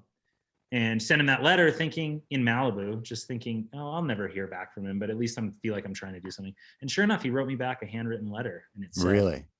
Yeah. And it said, dear Arron, I remember our exchange. I don't have anything right now that I feel like you could do, but perhaps, if I'm doing a role, maybe you could help me research it coming in the future. Have you ever done anything like that where you've researched a whole era in a particular endeavor? And so I wrote him back immediately and said, absolutely, I would love to do that, And then I moved back to Taos like 2 weeks later. So we never were able to connect. But funnily enough, a good friend, a guy who's become a very good friend of mine, Luce Rains, who lives out here, is an actor. Is also went to CalArts and also is a good buddy of Ed's. They were like best pals for their whole life. So I have that connection to Ed as well. And Drago actually got Ed to agree to do an interview with him. I don't know if they actually did it or not. Drago had another movie that he was like a documentary that he was making. I think he did an interview with Ed, but I don't know if it ever got put out or anything. But, Ed was like our guy. I mean, I don't know how you felt about him at CalArts, but for me, that was like, a guy like doing work like that came out of our school. That was something to really hang your hat on, to go like, okay, this guy had my teachers, Yeah. And then Don Cheadle came and he spoke and he was amazing. I remember him. I don't know if I ever saw him speak actually. Really? He came and spoke. And I remember it was in, I don't remember the name of the rooms. Was it what was the first room if you come from outside towards the dorms, the room to the left? Come from outside towards the dorms. You mean like down by where the theater school office was? Yeah. Like across from the offices. Exactly. Yeah. I think that was E107 or something like that. Yeah. That's the room, the whatever. I don't remember the number, but that's the room that we heard him spoke in. Yeah. Oh, okay. Was that like one of the Susan Solt people? Yeah. Okay. Yeah.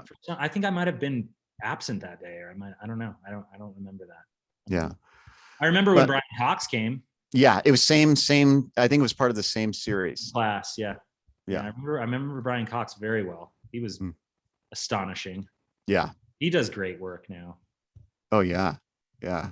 His American accent is amazing. Yeah, he's good. He's good with the American accents. How much time do you have? Because I screwed up. I did Pacific Coast time with my alarm, not Taos. Yeah. I mean, it's 1:15 now. I could go, we could go another 20 minutes or something. All right. Well, I want to ask you something, and I want to get into your film career. So one of the things that I've kept, my whole life, you gave me a Stanislavski book, and I feel like I've emailed you and told you how much it meant to me. Yeah. But in it, you wrote, "Don't ever be afraid." What made you write that? Oh man. Well, Brian, I think, and this is quite personal. I hope that's okay. Yeah, of course. You had a hard time there for a little while, and I remember you wrote that play about it, which is great, the Sinatra play. And I remember very distinctly there was a moment where the character is standing in like the mental ward, and the sunlight comes in, and it gives him hope, and he goes. And I remember, in all of this insanity and all this anxiety and all this other stuff, like the sunlight comes through the window and he feels like everything's going to be okay. Do you remember that? Yeah, because it came from an experience with me, because right after Mara Assad, when we did that, ironically again, the counselor at CalArts said, you need to go into psychiatric care. Linda. And so, I mean, at that time I had this situation where I was waking up and thinking my cat was going to murder me. Vito. I don't know if you remember him. Yeah, of course. And I thought my cat wanted to kill me. And I was, exhibiting some psychotic stuff. And she said, I'm going to take you there.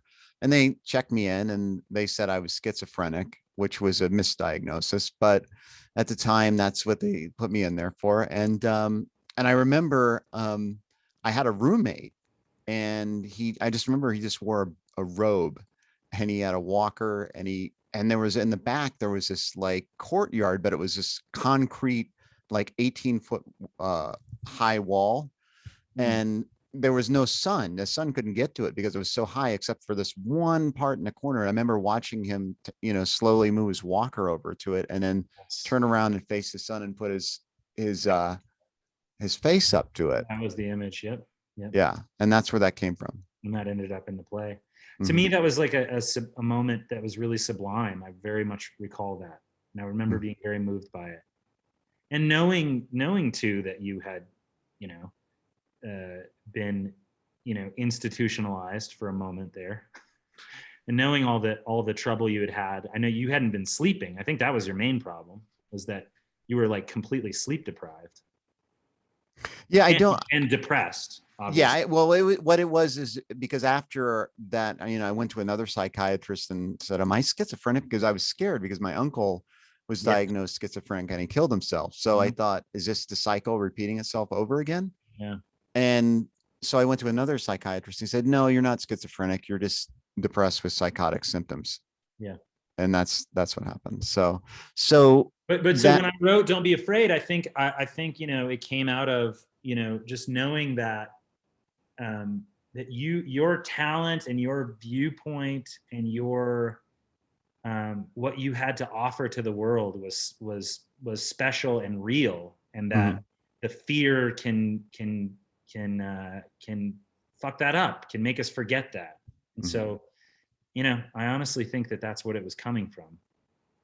Was a sincere wish for you to not be afraid. You didn't need to be afraid, Well, that is profoundly insightful, because I didn't know it. I didn't know how scared I was.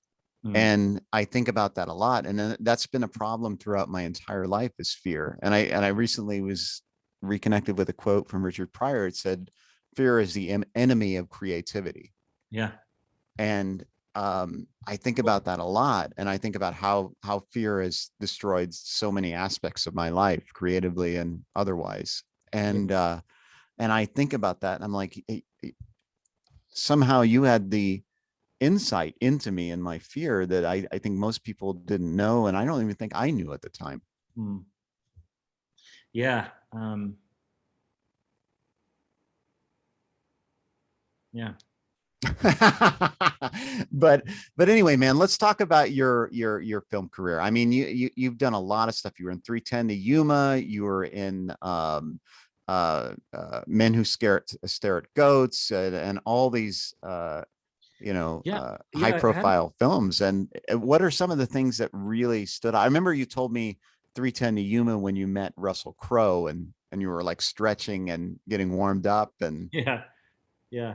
What was the story? I don't remember it. he just came up to me. He's like, "Oh, I'm Russell Crowe," Well, yeah, he and was like, "We haven't met yet. I'm Russell." yeah, I'm like, yeah. hello. There's a lot of those moments, a lot of those kind of like, What uh, were some of the moments in your film career where you learned something, or like something that you wouldn't have gotten, say, at CalArts or anywhere else, but by doing the work? hmm. Oh man, gosh. I mean, there's so many of them, you know? I know you worked with Michael Shannon in Boardwalk Empire, Yeah. and that must have been intense because He's intense. He was yeah. doing for a lot of that one summer, he was doing, this is season 3. He was doing Three Sisters at I think some theater down like in Soho. Mhm. And so he would get off work at 5, they'd cut him by 6 o'clock, and then he'd go Mm. down and at 7, you know. So he'd go get a bite to eat and he'd go at 7, and then he'd play Astroff. And no, that's not Three Sisters. Astroff is who am I thinking of? No, Astroff is Uncle Vanya. Sorry, they were doing Uncle Vanya, and he Okay. played Astroff the doctor. Mhm. It's a huge role, but anyway, so he would go down and do that every day.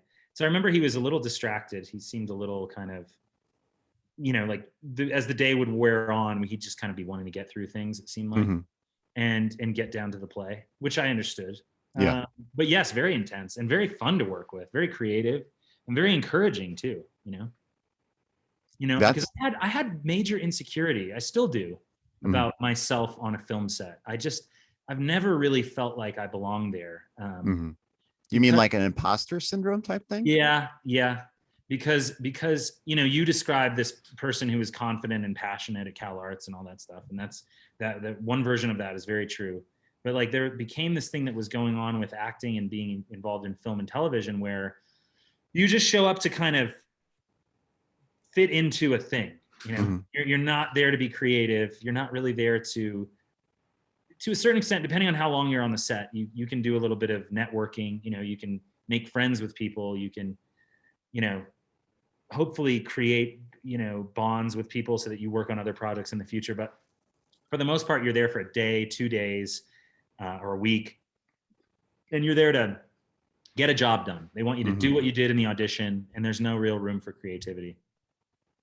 And so I felt like there was a long string there, where I was doing all these movies and stuff, but I didn't feel like creatively fulfilled. And that's why I started writing, and why eventually I ended up moving back to LA, because I needed something more, Mhm. needed to be doing more. I needed to feel like I could do more. And kind of the month that I moved to LA, I got Boardwalk, which is like the biggest thing that I've done Mhm. still. And the most creatively rewarding, because I had a Right. chance to really play a character, and I had a Oh, whole Banyan, right? Dino Banyan, yeah. And I had a whole arc. I was psychotic, but it was a lot of fun. And now the Chicago accent. Yeah. Tell us about how you formed that. Well, there's this great movie, Midnight Run, with De Niro Right. and Charles Grodin, and there's this wonderful actor named Dennis Farina who is no longer with us, who Right. plays the mob boss in that. And he's Chicago, born and bred. South Side. He couldn't not do a Chicago accent in Yeah. anything that he did. He had that accent. And so I listened to that a bunch, and I kind of mimicked him a little bit to begin with. But I made the decision to do the Chicago accent. They never described it that way. Hmm. And it was like a choice. It's like a big character choice. Yeah. There were some bigger characters on that show. It was interesting. There were different worlds, like the Chicago world was a little bigger than the Atlantic City world. Like Buscemi's character is there's no, like, it's not a character. It's very like dry. Yeah. And a lot of people, but he's got this guy who works for him who's a total character. I can't remember the name of the character, but I think it's Mickey. Anyway, but so it's funny with that show. Like some people were making really big choices and they worked in certain worlds because it was such a big world. Mhm. Anyway, so I made that choice to like do that accent, and then Which was a great choice. thank you, Yeah. thank you. And my buddy Will Janowitz, who is famous from The Sopranos, he was Meadow Soprano's boyfriend for several years on The Sopranos, and he came on later, I think the third episode I was doing, to play my like partner, Jaime Mhm. White. And I was doing the Chicago, and Will jumped on board with it right away too, because he's like, Mhm. yeah, these are Chicago guys. We should sound like we're from there. Right. And they loved it. They thought it was great. So it was cool. Yeah, I mean, be able to create something. You know, that was the first time I'd ever been on a set where like what I was bringing was, you know, like, yeah, like I felt like I was part of the creative process as opposed to just like hitting a mark or getting shot, you know? yeah, I mean, you had an arc, and that character is interesting because you had like a flower shop that you owned, and Yeah, he and had this, and this is all real shit. This yeah. guy really existed. He really did have a flower shop. Mhm. And he also was a ruthless murderer. Yeah.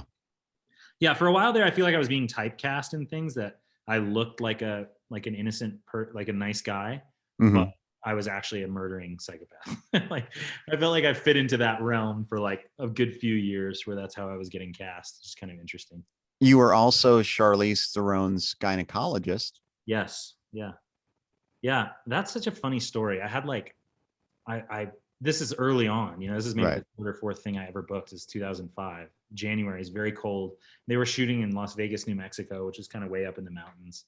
And I Mhm. showed up on, or the second AD called me the night before and said, okay, so are you ready? Have you done like all the research into like being a doctor and stuff? Because I'm supposed to be a doctor. And I literally have 2 lines, you know? Right. And I was like, what the fuck are you talking about? I'm just trying to like not lose my lunch with Charlize Theron in the room. Like, Right. Right. it was so funny. I've never had an AD ask me like about my, you know, to make sure I had done my homework as an actor. I was like, well, did you see the audition? I don't know. Like, do I need to do more than that? So funny. And then they brought an actual doctor in to like break it down for me. Right. Right. Which is cool. I learned a little bit about Right.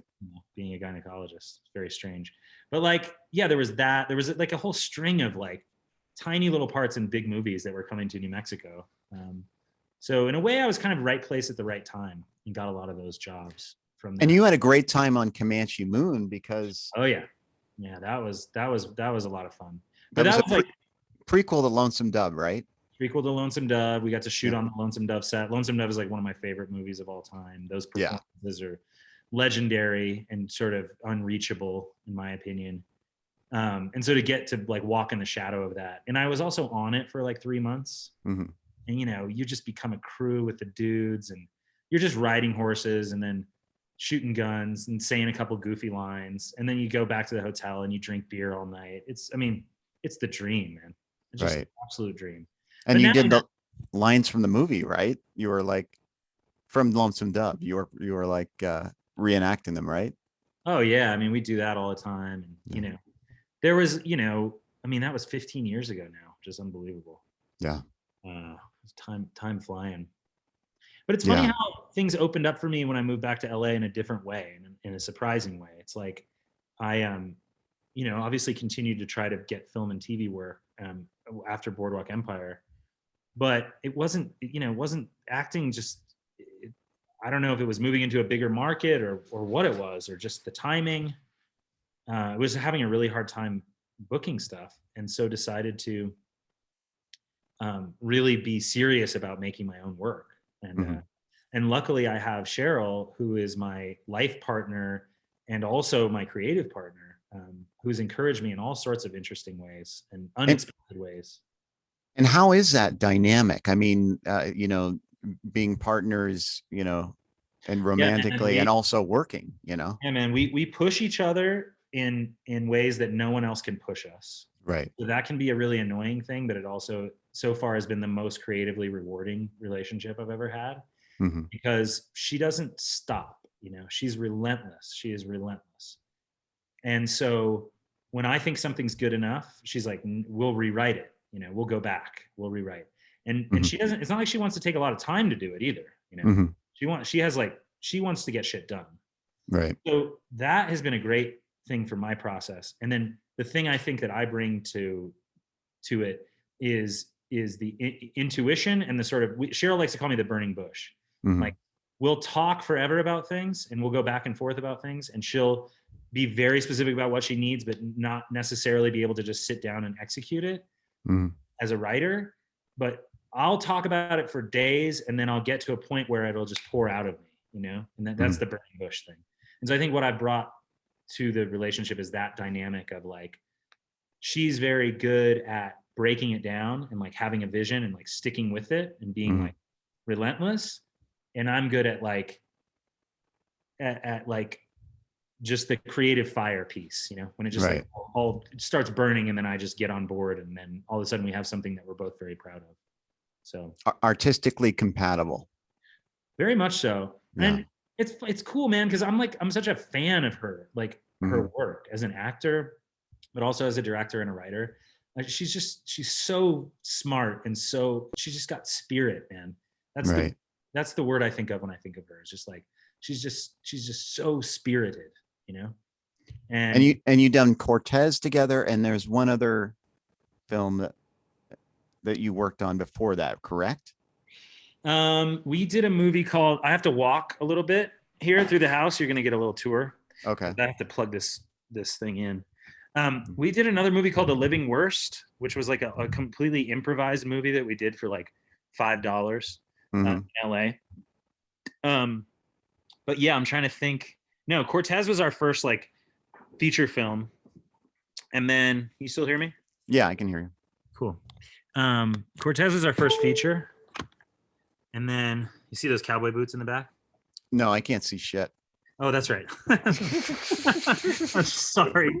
That's all right. That's all right. But you remember me when I could see, so that makes sense. Yeah, that's right. And we haven't talked in so long. Yeah. How do movies work out? Can you enjoy anything? How does it work? You mean just life in general? Can I enjoy life? No, I'm talking about movies.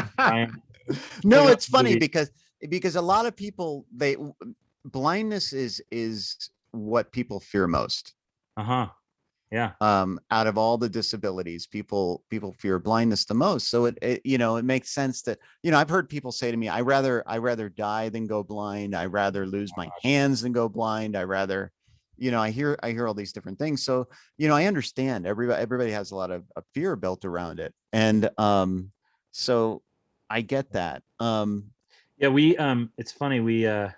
It's funny the word fear is coming up again, and this idea that the thing that pretty much universally is the most terrifying thing that one could imagine, and that you're actually being forced to deal with that. Like, yeah, given the context of what we were talking about fear earlier, to not be afraid. Yeah, and it's weird, I think my mental health aspects make it worse. Like, I have really bad OCD, so that creates a whole horrible dynamic in relation to the blindness. So, but to answer your question, I'm really fortunate to be living in this time period because audio description is, now required for movies. So Netflix is really good about doing audio description for new stuff. And there's an app called Sarah, which audio describes movies. It has a catalog of audio described movies. And the UK, they've been required to do that for a long, long time. So I enjoy movies with audio description. Cool. So yeah, I figured it would be something like that. There is a movie that just came out last year, or maybe 2 years ago now, it was last year, called The Sound of Metal. Did you see this movie? Or no? It's excellent. It's excellent. I recommend it. Okay. Sound of Metal. Who's in it? Sound of Metal. It's this guy named Riz Ahmed, who was in an HBO show, is the only other thing that he really has done. But he plays this heavy metal drummer who loses his hearing, but he also is a recovering heroin addict. Okay. And he goes to this house to kind of learn how to be. The way that they put it is, while you're here, you're gonna learn how to be deaf, and it's really learning how to live his life completely differently. But it's really well done. It's really well done, and the performances are great. Do you remember that I also have hearing loss? Yeah. Yeah. Yeah. Obviously, So that you're not in the same spot with that as you are with the site. no, I mean, the hearing's a little bit more stable, but I realized through the loss that I was dependent upon my eyesight to make up for the hearing loss. Wow. So I used to read lips without knowing it. Oh, interesting. And then when I started to, my vision got worse and I wasn't able to do that, I was like, oh shit, I was reading lips and Oh, to wow. make up for things that I couldn't hear. Yeah. So Yeah. So that's been an adjustment too, then, I imagine. Now. yeah. It's all I'm still in the process of adapting, but it's been really wonderful because now yesterday I started doing stand-up comedy again. Mm. And I loved it. I had a great time, and it's having the blindness and this, just the life that I have, really helps feed that. And so it's a really wonderful. I mean, I'm starting to enjoy the adaptation and the challenges of it because it's funny. All this shit is funny. It's Yeah, man. ridiculous, The absurdity of it all. Yeah. Yeah, and I was thinking right before I went on stage, I was listening to Charles Bukowski's "Roll the Dice," Mm. and I was thinking the last line is, there's a part where he says something about perfect laughter, and I was like, "Fuck, Mm-hmm. that's such a beautiful thing." And I think it's something like the world will. Yeah, I know that. I know that's a poem, right? yeah, Yeah. Perfect yeah, laugh. I remember that. yeah. Check that out again. It's really a wonderful. The Laughing Heart is another beautiful one. Have you should check out Hostage, man. You would love that. It's a live recording of Bukowski from 1980 in Redondo Beach. He just he does a poetry reading at a bar in Redondo Uh-huh. Beach. And it's from beginning to end. It's not edited, or actually it is edited. There's a couple sections where they cut out and cut back in, but it's basically his whole poetry reading, his whole shtick, Mm-hmm. from that time. And there's some really beautiful poetry in it, but I also just love his voice. I could listen to it all day long. Born like this. Yeah.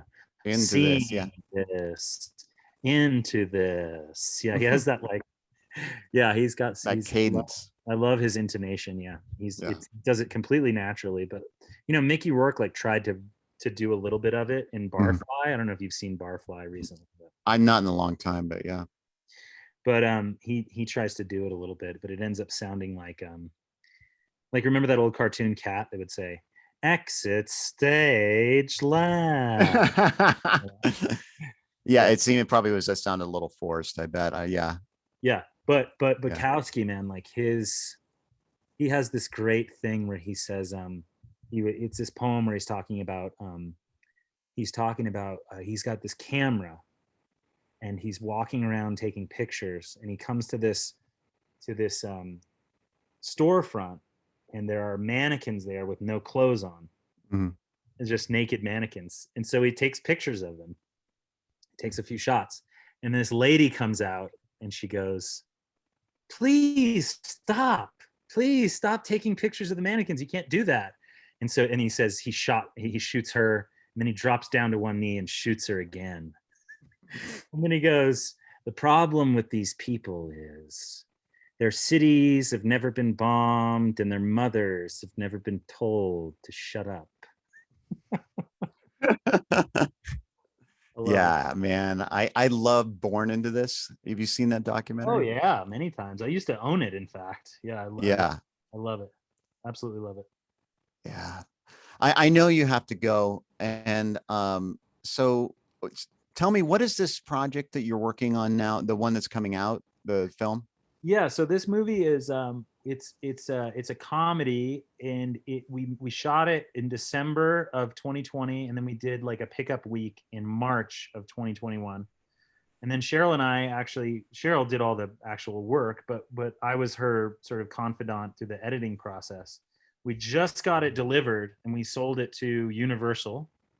So we've just delivered it to them, and then we're hoping to get into some film festivals. But it's a movie called Doula, and it's about a male doula, like a male birth helper, who moves into this family's house in Los Angeles and helps the mom and the dad sort of figure out their relationship with bringing a child into the world, essentially. Okay. Yeah. So so it's going to be on the festival circuit soon, and hopefully so. Yeah, we're out to a few festivals now, and our idea. I mean, it's sold, so we really don't have much say in how it gets rolled out. But mhm, but we're hoping that we'll be able to do festival run and get a little PR behind it, mhm. and I'm sure it'll be released like streaming or something like that. Netflix or Amazon Prime or something like that. Hopefully, maybe Peacock, because that's Universal's company, but Okay. that's their streaming. But I'm not really sure. It's kind of the thing about like selling the movie is like it's great to sell it because you don't have it hanging over your head in the same way, but you also don't have power. So this is the way it works. Right. So Doula. Yeah. Awesome. I really am looking forward to that. And so is there a website or anything that I know in IMDb we can learn about you and Cheryl? Yeah, IMDb, we're on there, and then I'm on Instagram, but as I'm trying to get on there to promote my music, so it's Earl Buck Music, but that's really it. I really need to be better at self-promoting, so I can tell people to refer to something. But so is it Earl Buck? Earl Buck Music, yeah, Instagram. Okay, on Instagram. All right. Yeah, you can check. That's great. I can't wait to listen. I had no idea you were. How did this come about? Just briefly. I know you got to go. Well, no, I started learning other people's songs like about 10 years ago. Mhm. I can't remember what prompted it, picking up the guitar and starting to learn it. I think it was because somebody told me the secret to a good country song was it was 3 chords and the truth. Mhm. And I was like, I can do that. Right. On some level, I just thought 3 chords, that doesn't sound too hard. Right. So I just started playing other people's songs. I like learned all the John Prine songs and all that stuff. And then I don't know how it came about. I just started writing, and then a friend of mine, David Garver, really just encouraged me. Mm-hmm. And then this last year, like end of 2018, all through 2019, Cheryl was another person that really encouraged me with the songwriting.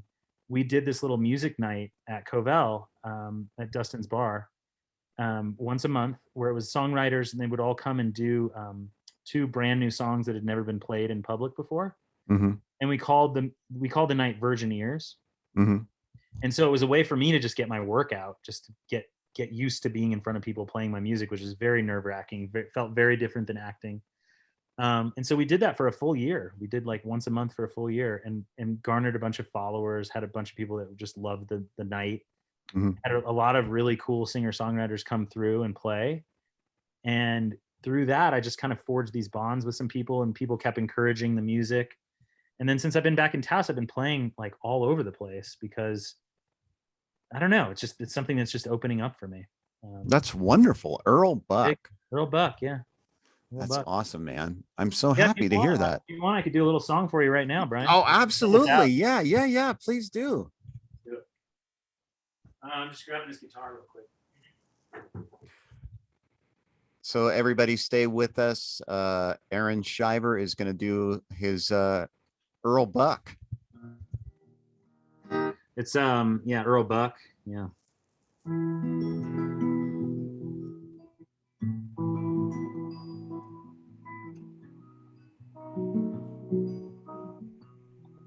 Since we talk so much about my dad, well, I'm going to do one about my dad for you.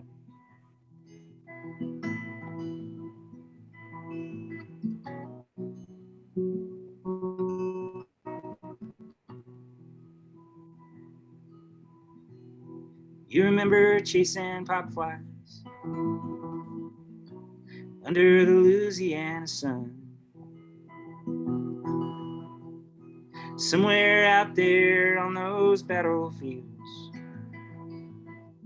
the ones he never could outrun. But how he always sighed so heavy in the kitchen before dawn. Hot beers and other women. Boy, that's how we get along.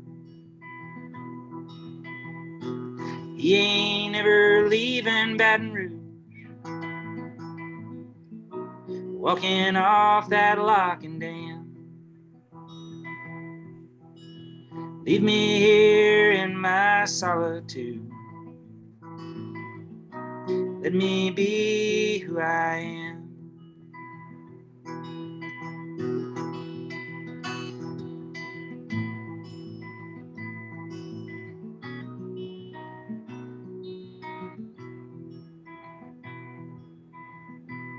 Oh, the bayous of Louisiana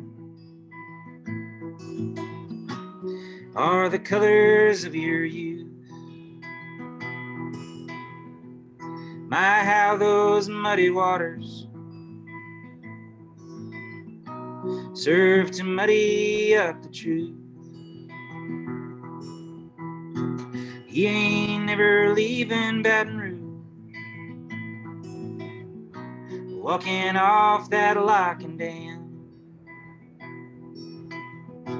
Leave me here in my solitude. Let me be who I am. Well, they found out that his heart was bad on a Sunday afternoon. You were eating TV dinner. He died in the living room. He ain't ever leaving Baton Rouge, walking off that lock and dam. Leave me here in my solitude. Let me be who I am. Let me be who I am.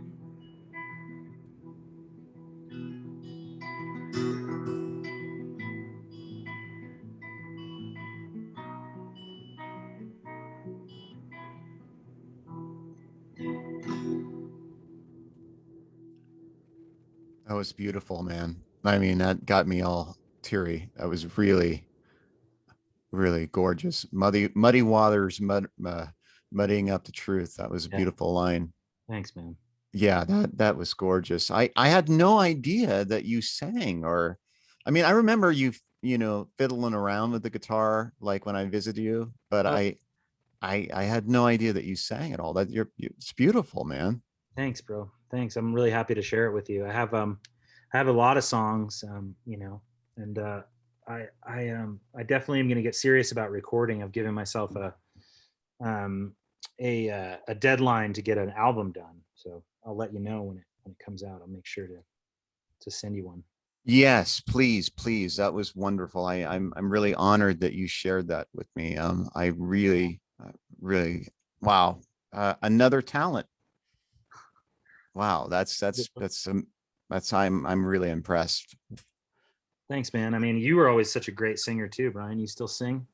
Not really. I mean, I picked up the guitar a while back, but my day job is really all consuming, and so it takes me away from a lot of stuff. So I'd like to get back to it, and I'm trying. That's what I'm desperately trying to do, is get back to more creative stuff so that I can feel alive again. Mm. So thank you, and Earl Buck, everybody, check him out. That Yeah, should be dropping something soon, right? yeah, next few months. Okay, cool. So I want to ask you just a couple final questions that I've started to ask everybody. And it's just whatever comes off the top of your mind. Okay. So the question is, if you could speak to everyone on earth simultaneously as an omnipotent voice, what would you say? Don't be afraid. Thank you. And what would be on your epitaph? Um, Or you can do a short eulogy. what would be? Gosh, man, that's a tough one. Seek first for your own good opinion. Say that one more time. Seek first for your own good opinion. Okay. I thought you were going to say this is this. Oh, this is another good one, man. I should have thought of that. That would have been a good one. Yeah, this is this. Always Hey love. man, I'm really honored that you did this, and I've been wanting to do this since the beginning, and I'm so happy that we reconnected. And I love you, buddy, and I love you I too. treasure and I think about you all the time, all the times we had together at CalArts, and I miss you so much. And I hope that one day we can reconnect in person. I'd love to meet Cheryl. I'd love for you to meet my wife Rachel and my son Nikolai. Yeah. And let's definitely This was a great reconnect, Brian. This is a great reconnect. I was really glad to do this. And yeah, thank you so much. And it's wonderful to hear that you're creating music, and you got the movie Doula coming out soon, and I'm so happy for the life that you have. And I'm looking forward to seeing what well, hearing what comes up in the future. all right, my man. Thanks again. This has been great. All right, brother, I love you. Love you too. Stay healthy and safe. And now we're going to have our awkward ending. Here we go. Awkward. See,